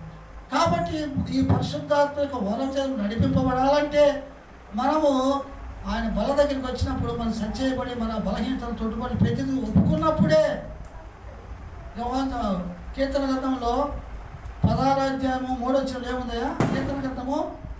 కీర్తన 16వ అధ్యాయము 3వ వచనంలో, భూమి మీద భక్తులే, అమ్మా నేను ఇలాగందును, భూమి మీద ఉన్న భక్తులే శ్రేష్ఠులు, వారు కేవలం నాకు ఇష్టం. మన జీవితంలో మనం ఆయన భక్తికి గల వారిగా ఉండాలి. ఆయన మనకు ఎటువంటి వారిగా ఉండాలి? ఇష్టలుగా ఉండాలి. మనం ఆయనకి ఇష్టలుగా ఉన్నప్పుడు కీర్తన గ్రంథంలో 91వ వచనంలో ఒక మాట రాయబడింది. కీర్తన గ్రంథం 14 వచనం చదవమ్మా. ఎవరో కీర్తన 91 14 వచనంలో అతడు నన్ను ప్రేమించుతున్నాడు కనుక నేను అతను తప్పించదను. చదువు. అతడు నన్ను ప్రేమించుతున్నాడు కనుక నేను అతను తప్పించదను. అతను నా నామం ఎరిగిన వాడు కనుక నేను అతను ఘనపరచుదను. అతను నాకు మొరపెట్టగా నేను అతనికి ఉత్తరం ఇచ్చేదను. శ్రమలో నేను అతని తోడై ఉండుదును. అతను విడిపించి అతని గొప్ప చేయుదును. దీర్ఘాయుష్యత అతని తృప్తిపరచదను. నా రక్షణ అతన్ని చూపించదను. దేవుని యొక్క వాగ్దానము మనం అతన్ని ప్రేమించడం ద్వారా, ఆయనకు మనకు ఇష్టలుగా ఉండడం ద్వారా, మన హృదయంలో ఉండటకు మనం ఇష్టపడిన ద్వారా, ఆయన చేత మనం నడిపిపోవడం ద్వారా, శ్రమలో నేను తోడై ఉండేదను, అతను తప్పించదను, అతను దీర్ఘాయుమంచు చేతును. ఇంకో మాట అన్నాడు కీర్తన 18వ అధ్యాయంలో ఒక మాట చదువుమా. కీర్తన గ్రంథము 18వ అధ్యాయంలో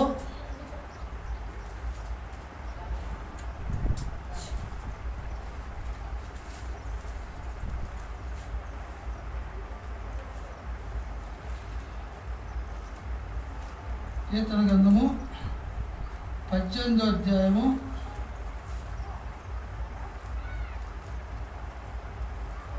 19 వచ్చిన 19 వచ్చినాము. విశాలమైన స్థలంలో ఆయనను విశాలమైన స్థలంలోకి ఆయనను తోడుకొని పోవచ్చును.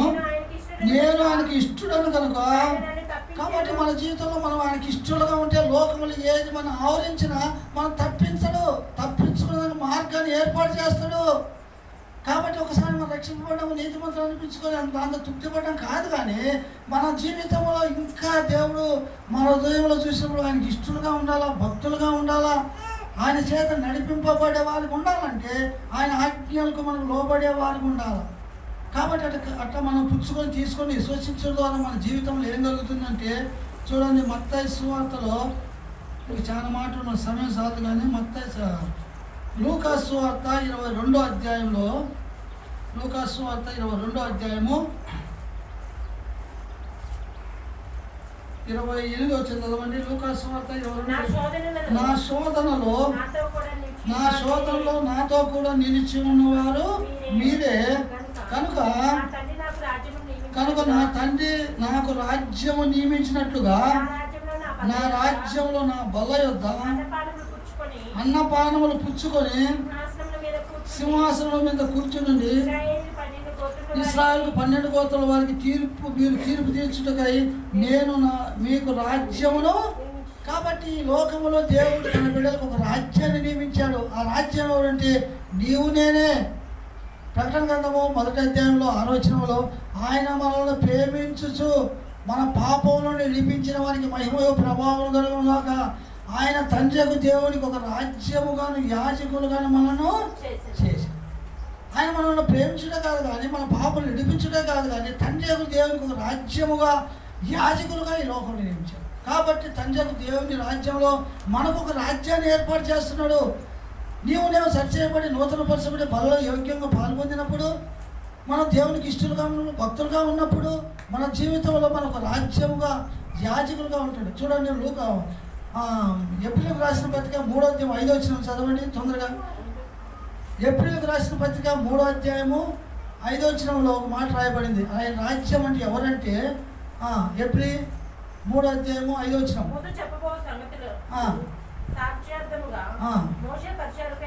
మోసే పరిచారకుడై ఉండి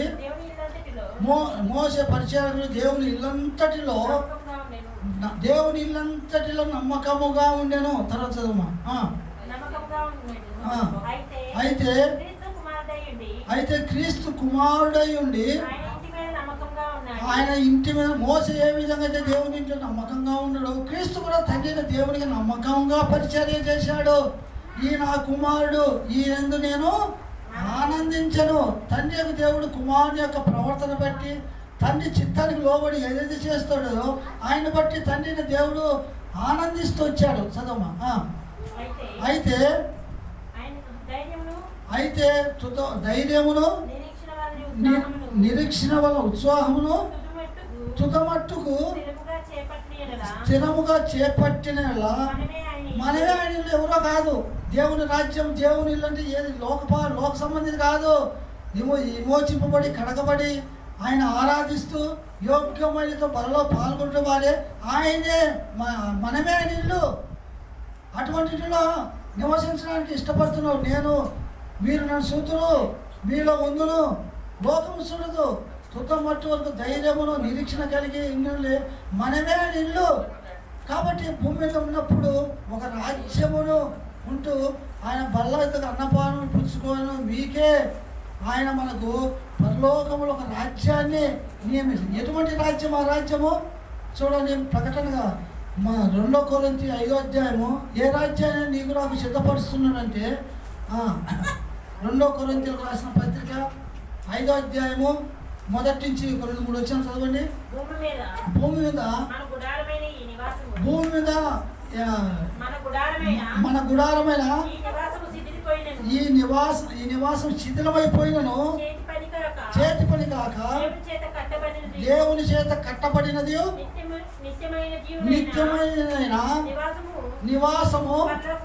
కాబట్టి పరలోకమందులో మనకున్నదని ఎరుగుదుము. మనం దిగంబరులమే కాక వస్త్రము ధరించుకున్న వారుగా కనబడదుము. కాబట్టి మనకు దేవుని చేత కట్టబడి నిత్యమైనటువంటి పరలోకములో దేవుని చేత కట్టబడిన ఒక నివాసము, దానిలోకి మనం ప్రవేశించేవారు. ఎవరు? ఆయనకి ఈ లోకంలో ఒక రాజ్యంగా ఎవరైతే ఉండి ఒకనొక రాకడలో మనం కూడా ఎత్తబడంటే ఆ యొక్కటువంటి నిత్యమైన కట్టబడిన దేవుని చేత కట్టబడిన నివాసంలోకి మనము ప్రవేశించే వారికి ఉంటున్నాము. అన్నపానములు పుచ్చుకోని వారు మీరే. కాబట్టి నా తండ్రి రాజ్యములో బల యొక్క అన్నపానలు పుచ్చుకోబోతున్నాము. అటువంటి ధన్యత కలిగిన వారికి దేవుని చేత కట్టబడి నిత్యమైన పరలోకంలో ఒక రాజ్యము నీ కొరకు నా కొరకు ఏర్పాటు కలిగిన వారికి ఉంటాం. దేవుడు సిద్ధపరుస్తున్నాడు. అందుకని ఆయన ఒక మాట చెప్పాడు చూడమ్మా. మా యోహాను సువార్త 14వ అధ్యాయం 14వ వచనంలో ఒక వాగ్దానం చేయబడిన వాడు తన బిడ్డలకు. యోహాను సువార్త 14వ అధ్యాయం 1వ వచనంలో మీ హృదయములు కలవరపడనీయకుడి, దేవుని యందు విశ్వాసం ఉంచుతున్నారు, నా యందు విశ్వాసం ఉంచుడి. నా తండ్రి అనేక నివాసం కలవు, లేని వల్ల మీతో చెప్పుతున్నాను. నేను మీకు స్థలం సిద్ధపరిచి వెళ్తున్నాను. నేను వెళ్ళి మీకు స్థలం సిద్ధపరిచినలా నేనున్న స్థలంలో మీరు ఉండలాగనా మరలా వచ్చి నా యొద్ద ఉండటకు. కాబట్టి ఆయన యొద్ద ఉండటకు ఆయన మరలా వచ్చి మనం తీసుకెళ్తాడు. ఇప్పుడు ఆయన ఏముంటాడంటే నీకు నాకు ఒక స్థలము, ఒక రాజ్యము, ఒక నివాసము పరలోకంలో ఏర్పాటు చేస్తున్నాడు.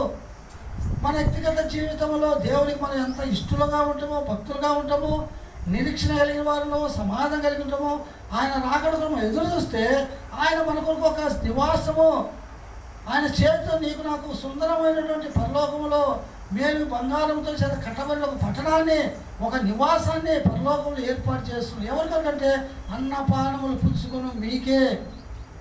నా రాజ్యంలో మీరు ఉండలాగా మీ కొరకు ఒక ప్రత్యేకమైన రాజ్యము ఏర్పాటు చేస్తుంటున్నారు. కాబట్టి మన జీవితంలో ఇటువంటి సత్యాన్ని మనం ఎరిగిన వాడు. నేను మరలా వద్దును, నేను తీసుకొని పోవడానికి రాబోతున్నా. ఆయన రాక మునుపు, ఆయన చేత మనం కొనిపోవడానికి మునుపు మన జీవితంలో ఆనవకు వలె దేవునితో నడిచేవారికి ఉండాలా. ఏనేవలే శరీరంతో కొనిపోబడే వారికి మనం ఇష్టపడాలి. ఆయనకి ఇష్టంగా ఉండాలి. కాబట్టి ఎలిసా వలె జీవం కలిగిన వారికి ఉండాలి. ఎలిసే మరి ఆయన మృతి పొందినప్పుడు, ఆయన పాతి పెట్టినప్పుడు ఆ యొక్క మోయాబులు ఒక వ్యక్తిని అక్కడ చనిపోతాడు. చనిపోయినప్పుడు అతన్ని ఎలిసా యొక్క సమాధిలో పెట్టినప్పుడు ఎలిసా యొక్క శల్యములు ఎముకలు కలిగి చనిపోయినటువంటి వ్యక్తి లేచి కూర్చున్నాడు. ఆయన అంత జీవం ఉంది. ఏలియా ద్వారా దేవుని చేత 200 ఆత్మ పొందిన వాడుకుంటున్నారు. కాబట్టి మన జీవితంలో అటువంటి శక్తి బలం కలిగినప్పుడు మనం కూడా దేవుని చేత కొనిపోబడేవారు ఉంటున్నాము. మనము ఎటువంటిగా మనం కొనిపోబడతామంటే మత్తయి సువార్తలో 25వ అధ్యాయంలో 31వ వచనం ఉంటుంది. మత్తయి సువార్త 25వ అధ్యాయం 31వ వచనంలో ఏముందాం అక్కడ మత తన మహిమతో మనిషి కుమారుడును ఆయనతో కూడా సమస్త దూతలు వచ్చినప్పుడు ఆయన తన మహిమల సింహాసనం ఆశీనుడైనప్పుడు అప్పుడు సమస్త జనులు ఆయన ఎదుట పోగు చేయబడుతురు. గొల్లవాడు మేకలను ఏర్పరిచినట్లుగా గొర్రెలను ఏర్పరచును. ఆయన ఏర్పరిచి తన కుడివైపున గొర్రెలను ఎడమవైపున మేకలను నిలవబెట్టును. అప్పుడు రాజు తన కుడివైపు ఉన్న వాడిని చూసి, నా తండ్రి చేత ఆశ్రయింపబడిన వాళ్ళారా రండి, లోకము పుట్టింది మొదలుకొని మీ కొరకు సిద్ధపరిచిన రాజ్యంలోనికి. కాబట్టి ఒక రాజ్యం ఉంటుంది, ఒక దినం రాబోతుంది. తండ్రి అయిన దేవుడు తన వచ్చినప్పుడు తన కుమారునికి ఎవరైతే ఇష్టలుగా ఉంటుండో సమాధానపరిచి నెమ్మదిపరిచిన ఆయన రాకడకు ఎవరైతే ఎదురు చూస్తున్నారో ఆ దినములో మరి నా తండ్రి చేత ఆశ్రయింపబడిన వాళ్ళరా రండి అంటున్నాడు. మీ కొరకు సిద్ధపడిన రాజ్యం స్వతంత్రించుకోండి. ఆ రాజ్యమే నిత్యమైనది, శాశ్వత రాజ్యము. మరి దేవుని చేత కట్టబడినది, మనుషుల చేత కాదు, దేవుని చేత కట్టబడిన నిత్యమైన పరలోక రాజ్యము. మన ఈ లోకంలో తండ్రి చేత కుమారునికి అన్యోన్యంగా సాహసం నడిచినప్పుడు, దేవుని సంబంధంగా ఉన్నప్పుడు ఆయన పరలోకంలో దినాన నా తండ్రి చేత ఆశ్రయింపబడిన రండి, లోకం పుట్టిన మీ కొరకు సిద్ధపడిన రాజ్యం స్వతంత్రించుకోండి అనుకున్నాడు. అటువంటి రాజ్యములను మనం స్వతంత్రించడానికి దేవుడు నీ కొరకు నా కొరకు ఒక రాజ్యాన్ని పరలోకములో సిద్ధపరుచు.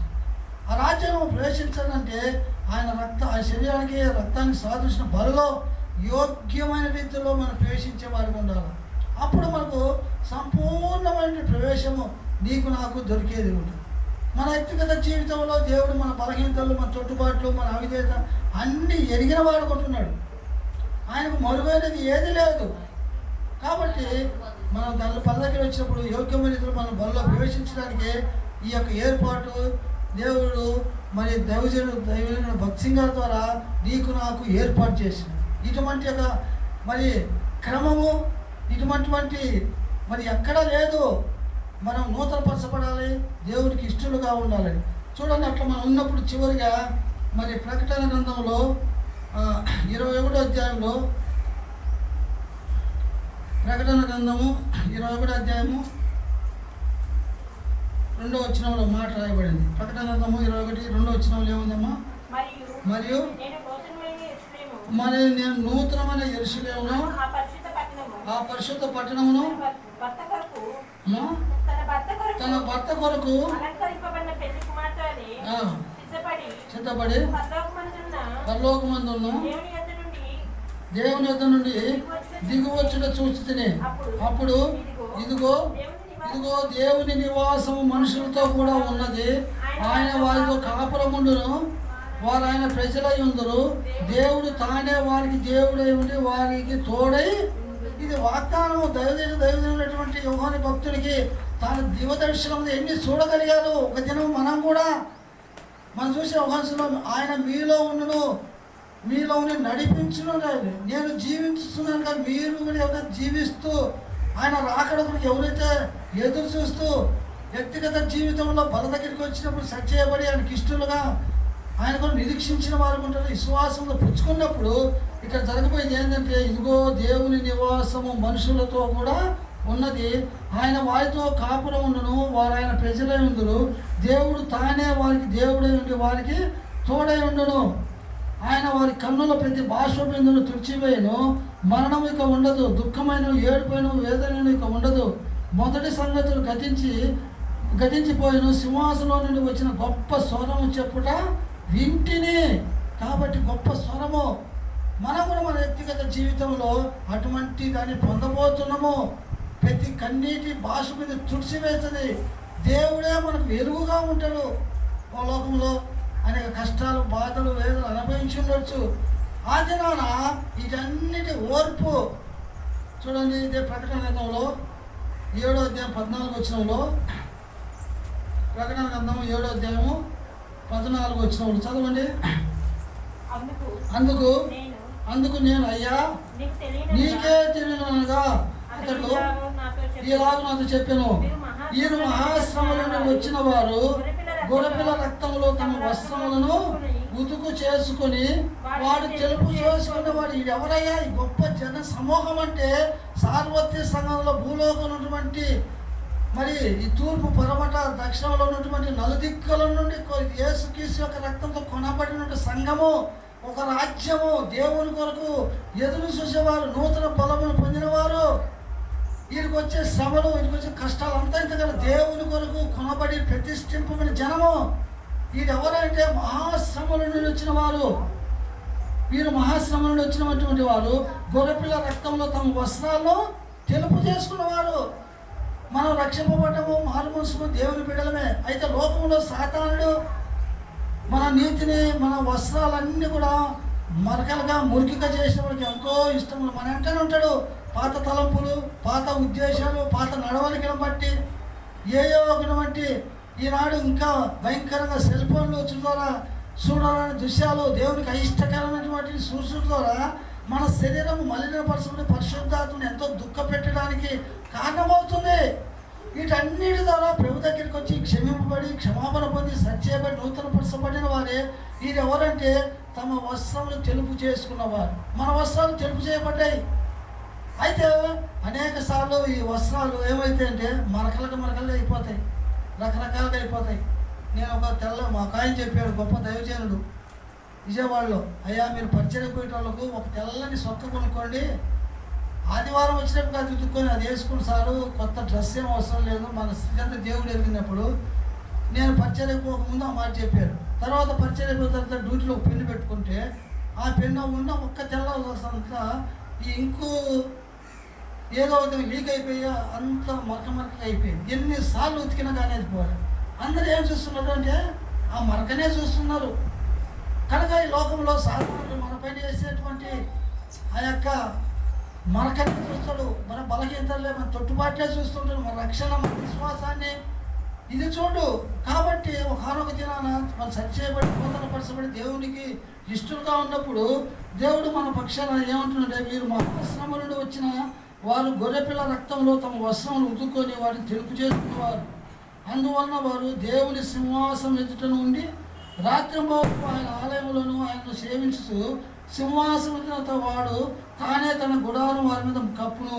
వారికి ఇక మీదట ఆకలైనను దాహమైన ఉండదు, దేవుని ఎండైనను ఏ వడగాలైన వారికి తగలదు. ఏలైనగా సింహాసనం మధ్య నుండి గొర్రెపిల్ల వారికి కాపరి జీవజలంలో బుగ్గల ఎద్దుకు వారిని నడిపించును. దేవుడే వారి కన్నుల నుండి ప్రతి బాష్పబిందును తుడిసివేస్తాడు. మనకు ఓదార్పు ఉంటుంది, సహనం ఉంటుంది. దేవుడు ఆ దినమున మనకు మెప్పు ఉంటుంది. కాబట్టి బల దగ్గరికి వచ్చి నీవు నేను కూడా, ఇది నా శరీరము, నా రక్తం, దీనిని మీరు తీసుకొని తినుడి, నా శరీరం తిని తాగువాడి నిత్య జీవులు అంత్య దినవాన్ని లేపుతుంది. కాబట్టి ఇదంతా వాగ్దానంతో కూడినట్టుగా ఉంటుంది. విశ్వసించడం ద్వారా ఇటువంటి ఘనత నీవు నేను పొందగలిగిన వారు. కాబట్టి ఇటువంటి ధన్యత మనం కలిగిన వారిపై ఆ పరలోక రాజ్యము దేవుని చేత కట్టబడినదిగా ఉంటుంది. ఈ లోకంలో ఉండగానే నిన్ను నన్ను ఒక రాజ్యమును యాజకులు దేవుడు ఏర్పాటు చేసుకొని దేవుడికి సాక్షులుగా ఉండాలని చెప్పేసి దేవుడు ప్రణాళిక. కాబట్టి ఇటువంటి వారి కొరకే ఒకానొక దినం రాబోతున్నాడు. కాబట్టి లోకం ఆయన చూడగానే మీరు చూతులు మిమ్మల్ని అన్నను అనాథుడు ఇడవను. కాబట్టి నేను జీవించుతున్నట్టు మీరు జీవిస్తారంటే మనము యేసు రక్తం ప్రతి పాపములను కడిగి మనం పవిత్రపరచాలంటే మన పాపములను ఒప్పుకునేలా ఆయన నమ్మదగిన వాడు, నీతిమంతుడు కనుక ఆయన సమస్త దుర్నీతిని కడిగి మనం పవిత్రపరిచి తనకి ఇష్టలుగా, తన బిడ్డలుగా ఉండడానికి దేవుడు ఇష్టపడేవాడు ఉంటాడు. ప్రార్థన చేసుకో.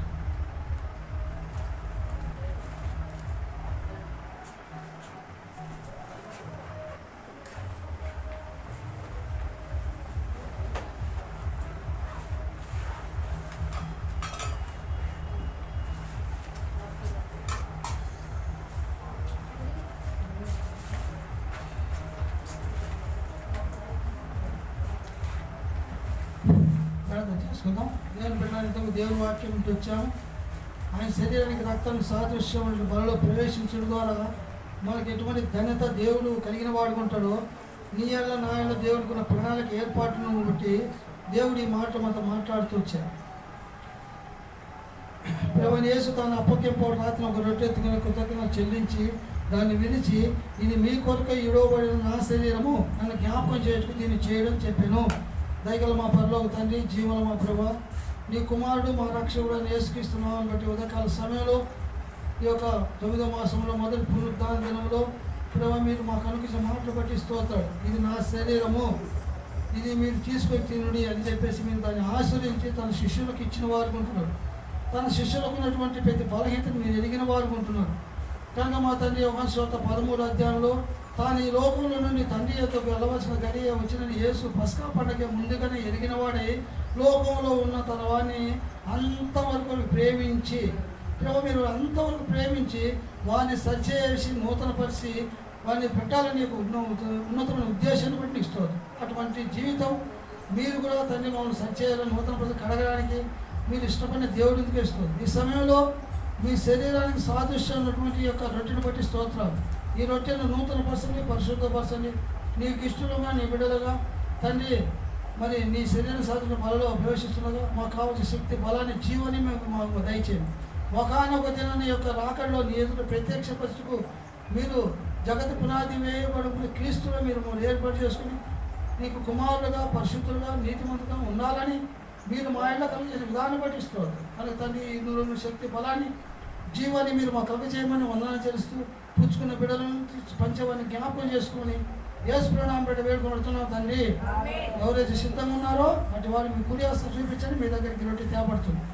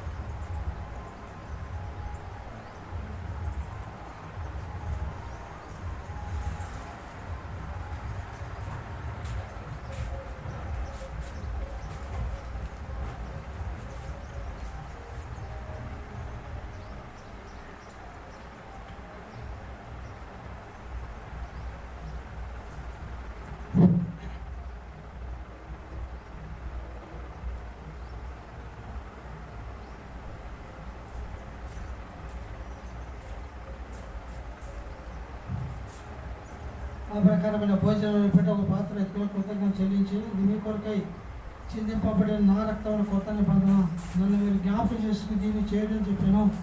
దయగల మా పరలోక తండ్రి, జీవుల మా ప్రభా, సర్వోక పాప ప్రార్థన నిమిత్తమై సెలవులో మీరు కాల్చిన మీ ఎవరి రక్తాన్ని బట్టి నీకు స్తోత్రాలు. నీ పాపంలో శక్తి ఉంటుంది, నీ పాపం నీ యొక్క రక్తంలో ప్రభా పాప క్షమాపణ ఉంటుంది, శక్తి ఉంటుంది, బలం ఉంటుంది, జీవం ఉంటుంది. కనుక తండ్రి ఈ సమయంలో నీ రక్తం సాదృశ్యం నీ రసమును బట్టి స్తోత్రం. ఇది నా రక్తము కనుక తండ్రి నీ శరీరానికి రక్తానికి సాదృశ్యం రసం పుచ్చుకొని చుండగా ప్రభావ మాకు కావాల్సిన శక్తి, బలాన్ని, జీవాన్ని మీరు మాకు దయచేయండి. ఒకనొక దినం మీరు ఆకడలో నేను జీవించుతున్నాను కనుక మీరు జీవించుతున్నారు కనుక తండ్రి మేము జీవం గలవారమై ఉంటాము కనుక తండ్రి మీరు జీవం గలవారు కాదు అంటున్నాను కనుక మా తండ్రి మాలో శక్తి లేదా బలం లేదు, మీరిచ్చే మాకు శక్తి, బలమే జీవం. ఆ సమరచి స్త్రీకి మీరు అనుకించినటువంటి నేను నిత్య జీవం మరి ఇచ్చేవాడిని అంటున్నాడు. నేను ఇచ్చి నీరు తాగువాడికి అన్నిటికీ నీ దాహం వేయరంటున్నాడు. కనుక తండ్రి ఈ యొక్క రక్తానికి సాధనలో రసాన్ని పుచ్చుకొని ఉండగా మా జీవితంలో మేలు మేపుకు సహాయపడమని, సమస్తం నూతన పరిశ్రమను పుచ్చుకుని విడమించమని మీరు జ్ఞాపకం చేసుకోమని యేసుప్రభునామమున వేడుకుంటున్నాం తండ్రి. ఎవరైతే వాళ్ళలో ప్రవేశించాడో అటు వారి రసంలో కై మీ కూడా చూపించడం ఇది కాబట్టి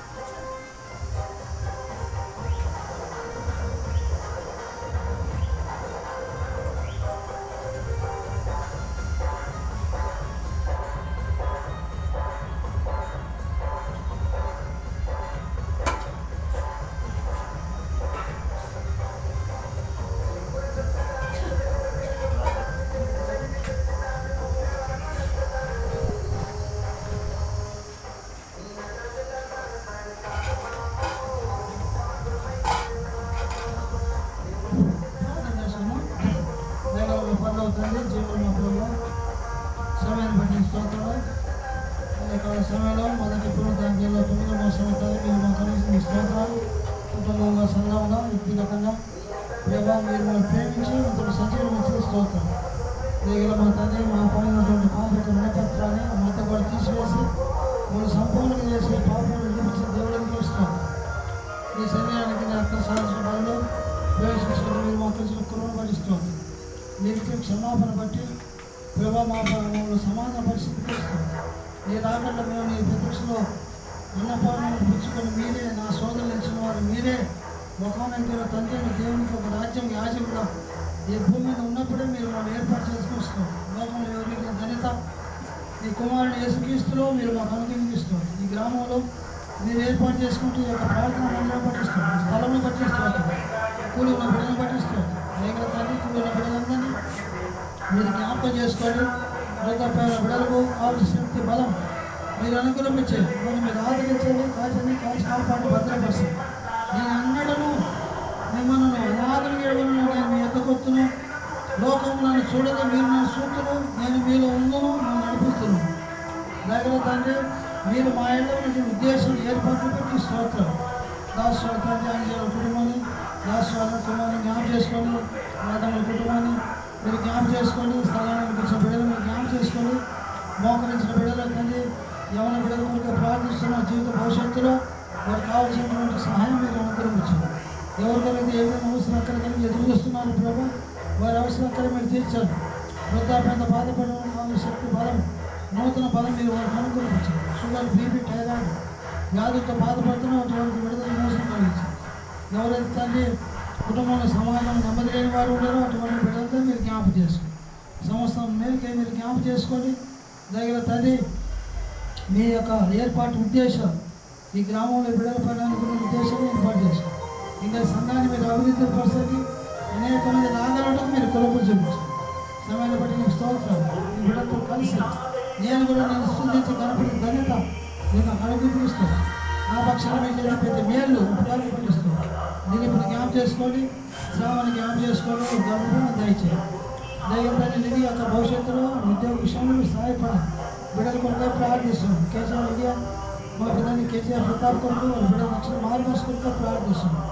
ఆ విధంగా దాన్ని సమస్త మేలుకి మీరు జ్ఞాపం చేసుకుని దాసులను జ్ఞాపకం సాయంకాలం వస్తున్న ప్రార్థన మందిరంలో నేను స్థుతి కొనుక మీరు జ్ఞాపం చేసుకుని అనేక రావాలి. నేను ఆమెను హెచ్చుకోవడం సాధించాను. మంచి వాతావరణం తెచ్చాను. మిగతా మేలు కనుక దీవెన కనుక చేయండి. నేను ఆమెను మహిమ చేసుకుంటాను.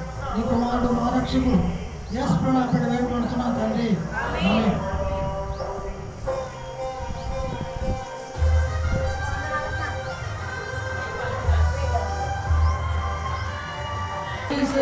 Bye.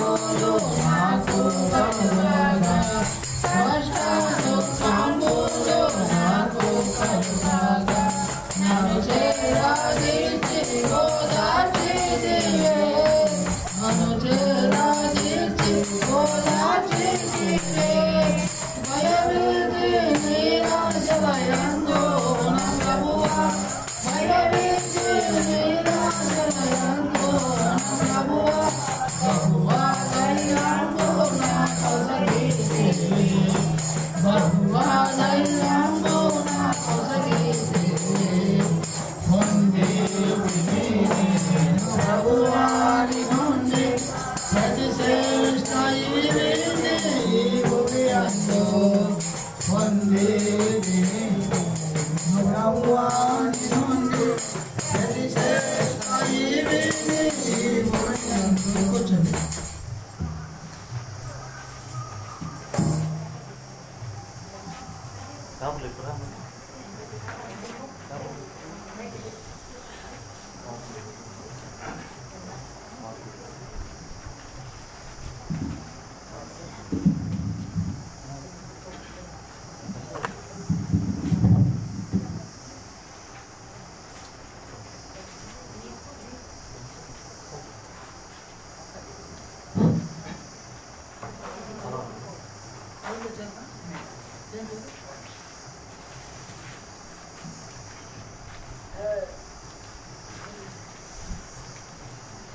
మా పదవ తండ్రి జీవన మా ప్రభు దాసుడు రమేష్ ప్రేమించి నేను చేసిన మేలును బట్టి నీ ప్రేమను గుర్తెరిగి సంఘాన్ని ప్రేమించి నా పలహారం తెచ్చిందికై నీకు స్తోత్రాలు. దైవ తండ్రి ఆ బిడ్డ ఏ ఉద్దేశంతో తెచ్చాడో తన హృదయం మీ కార్యం జరిగించి తన జీవితంలో ఇంకా ఆత్మీయంగా మధ్యలో తన బంధువర్గాలను కుటుంబాన్ని మీరు జ్ఞాపకం చేసి ఈ పలహారాల్లో నీ ప్రేమను మేము రుచించినట్లుగా మా సహవాసాన్ని అభివృద్ధి పరచాలి.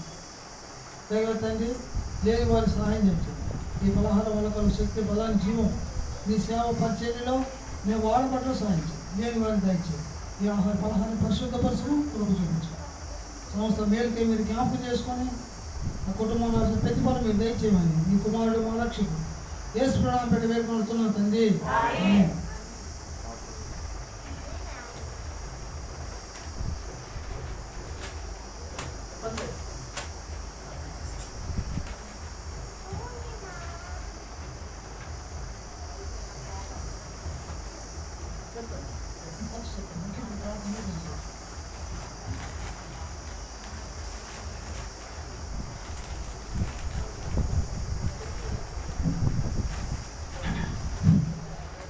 పాట పాడుకుంటూ పలారం వస్తారు. నా దేహమందు ముంచితివి నా దేహమందు నా ముల్లో నుంచితివి సాతానుని దూతగా నలుగా కొట్టన్ సాతానుని దూతగా నలుగా కొట్టన్ వ్యాధి బాధాలు బలహీనతలందు వ్యాధి బాధాలు బలహీనతలందు నీ కృపను నాకు దయచేసితివి నీ కృపను నాకు దయచేసితివి పొందితిని నేను ప్రభువాని నుండి ప్రతి శ్రేష్ఠ ఈవిని భూమి యందు పొందితిని నేను ప్రభువాని నుండి ప్రతి శ్రేష్ఠ ఈవిని భూమి యందు నీ ప్రేమ చేత ధన్యుడనైతేనే నీ ప్రేమ చేత ధన్యుడనైతేనే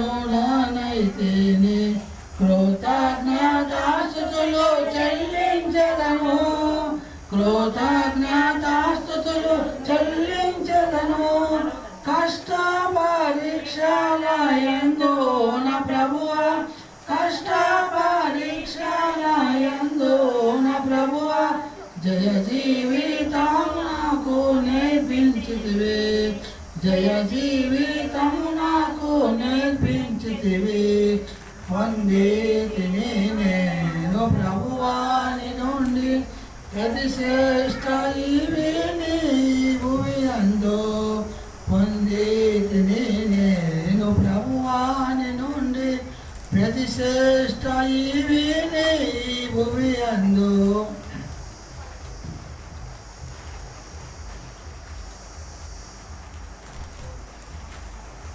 ప్రకటనలో జ్ఞాపకం పెట్టుకొని ఆదివారం సాయంత్రం సువార్త కూడిక 7 గంటలకు ఉంటుంది. బుధవారం సాయంత్రం ప్రార్థన కూడిక 7 గంటలకు, గురువారం సాయంత్రం స్త్రీల కూడిక 7 గంటలకు. స్త్రీలు మందిర నిర్మాణం కొరకు ప్రార్థించండి. స్థలం కొరకు, మందిర నిర్మాణం కొరకు ప్రార్థించండి. శుక్రవారం సాయంత్రం ప్రార్థన ఏ స్కూల్లో 7 గంటలకు నుండి దైవ వర్తమానం ఉంటుంది. కాబట్టి ప్రతి ఒక్కరు ఈ ప్రకటన గమనించి ప్రతి ఒక్కరు దీన్ని పాల్గొని మరి ముందుకు రావాలని కోరుతున్నాం. ప్రార్థన చేసుకుందాం. ప్రేమల మా పరలోక తండ్రి, జీవన మా ప్రభువా, మీ కుమారుడు మా రక్షకుడైన యేసు ప్రభువుని బట్టి స్తోత్రాలు. ఇంతవరకు నీ సన్నిధి సాన్నిధ్యం తోడుగా ఉండి నడిపించిన దాన్ని బట్టి స్తోత్రం. ఏదైతే మేము వింటూ వస్తున్నామో మరి ఎవరి మాటలు మా హృదయంలో భద్రపరుచుకుంటూ సహాయపడి నీ రాకడ పర్యంతరం నిరీక్షణ కలిగిన వారే, సమాధానం కలిగి ప్రభావ నీ రాకడ కొరకు మేము ఎదురు చూసే ధన్యత, నూతన ఫలం పొందే శక్తి, ఫలమైన జీవం మీరు మొదలైంది. లోకములు ఉంటుండగా పాపము ఏలుబడి మేము ఒకప్పుడు ఇడిపింపబడ్డాం. తిరిగి మేము అటువంటి పాపానికి లోను కాకుండా, దాసులు కాకుండా ప్రభా పరిశుద్ధాత్మ చేత నింపబడి నడిపింపే జీవితం మీరు మాకు దయచేయమని ప్రార్థిస్తాం. నిన్ను ప్రేమించి నీ ఇంటికి తెచ్చిన కానుకలు అర్పణలు బట్టి నీ స్తోత్రాలు. కానుకలు దీవించు, ఆశ్రయించము, తోడుపడిన హస్తాలను వారి కుటుంబంలో ప్రతి అవసరం తీరుస్తున్నామని ప్రార్థిస్తాం.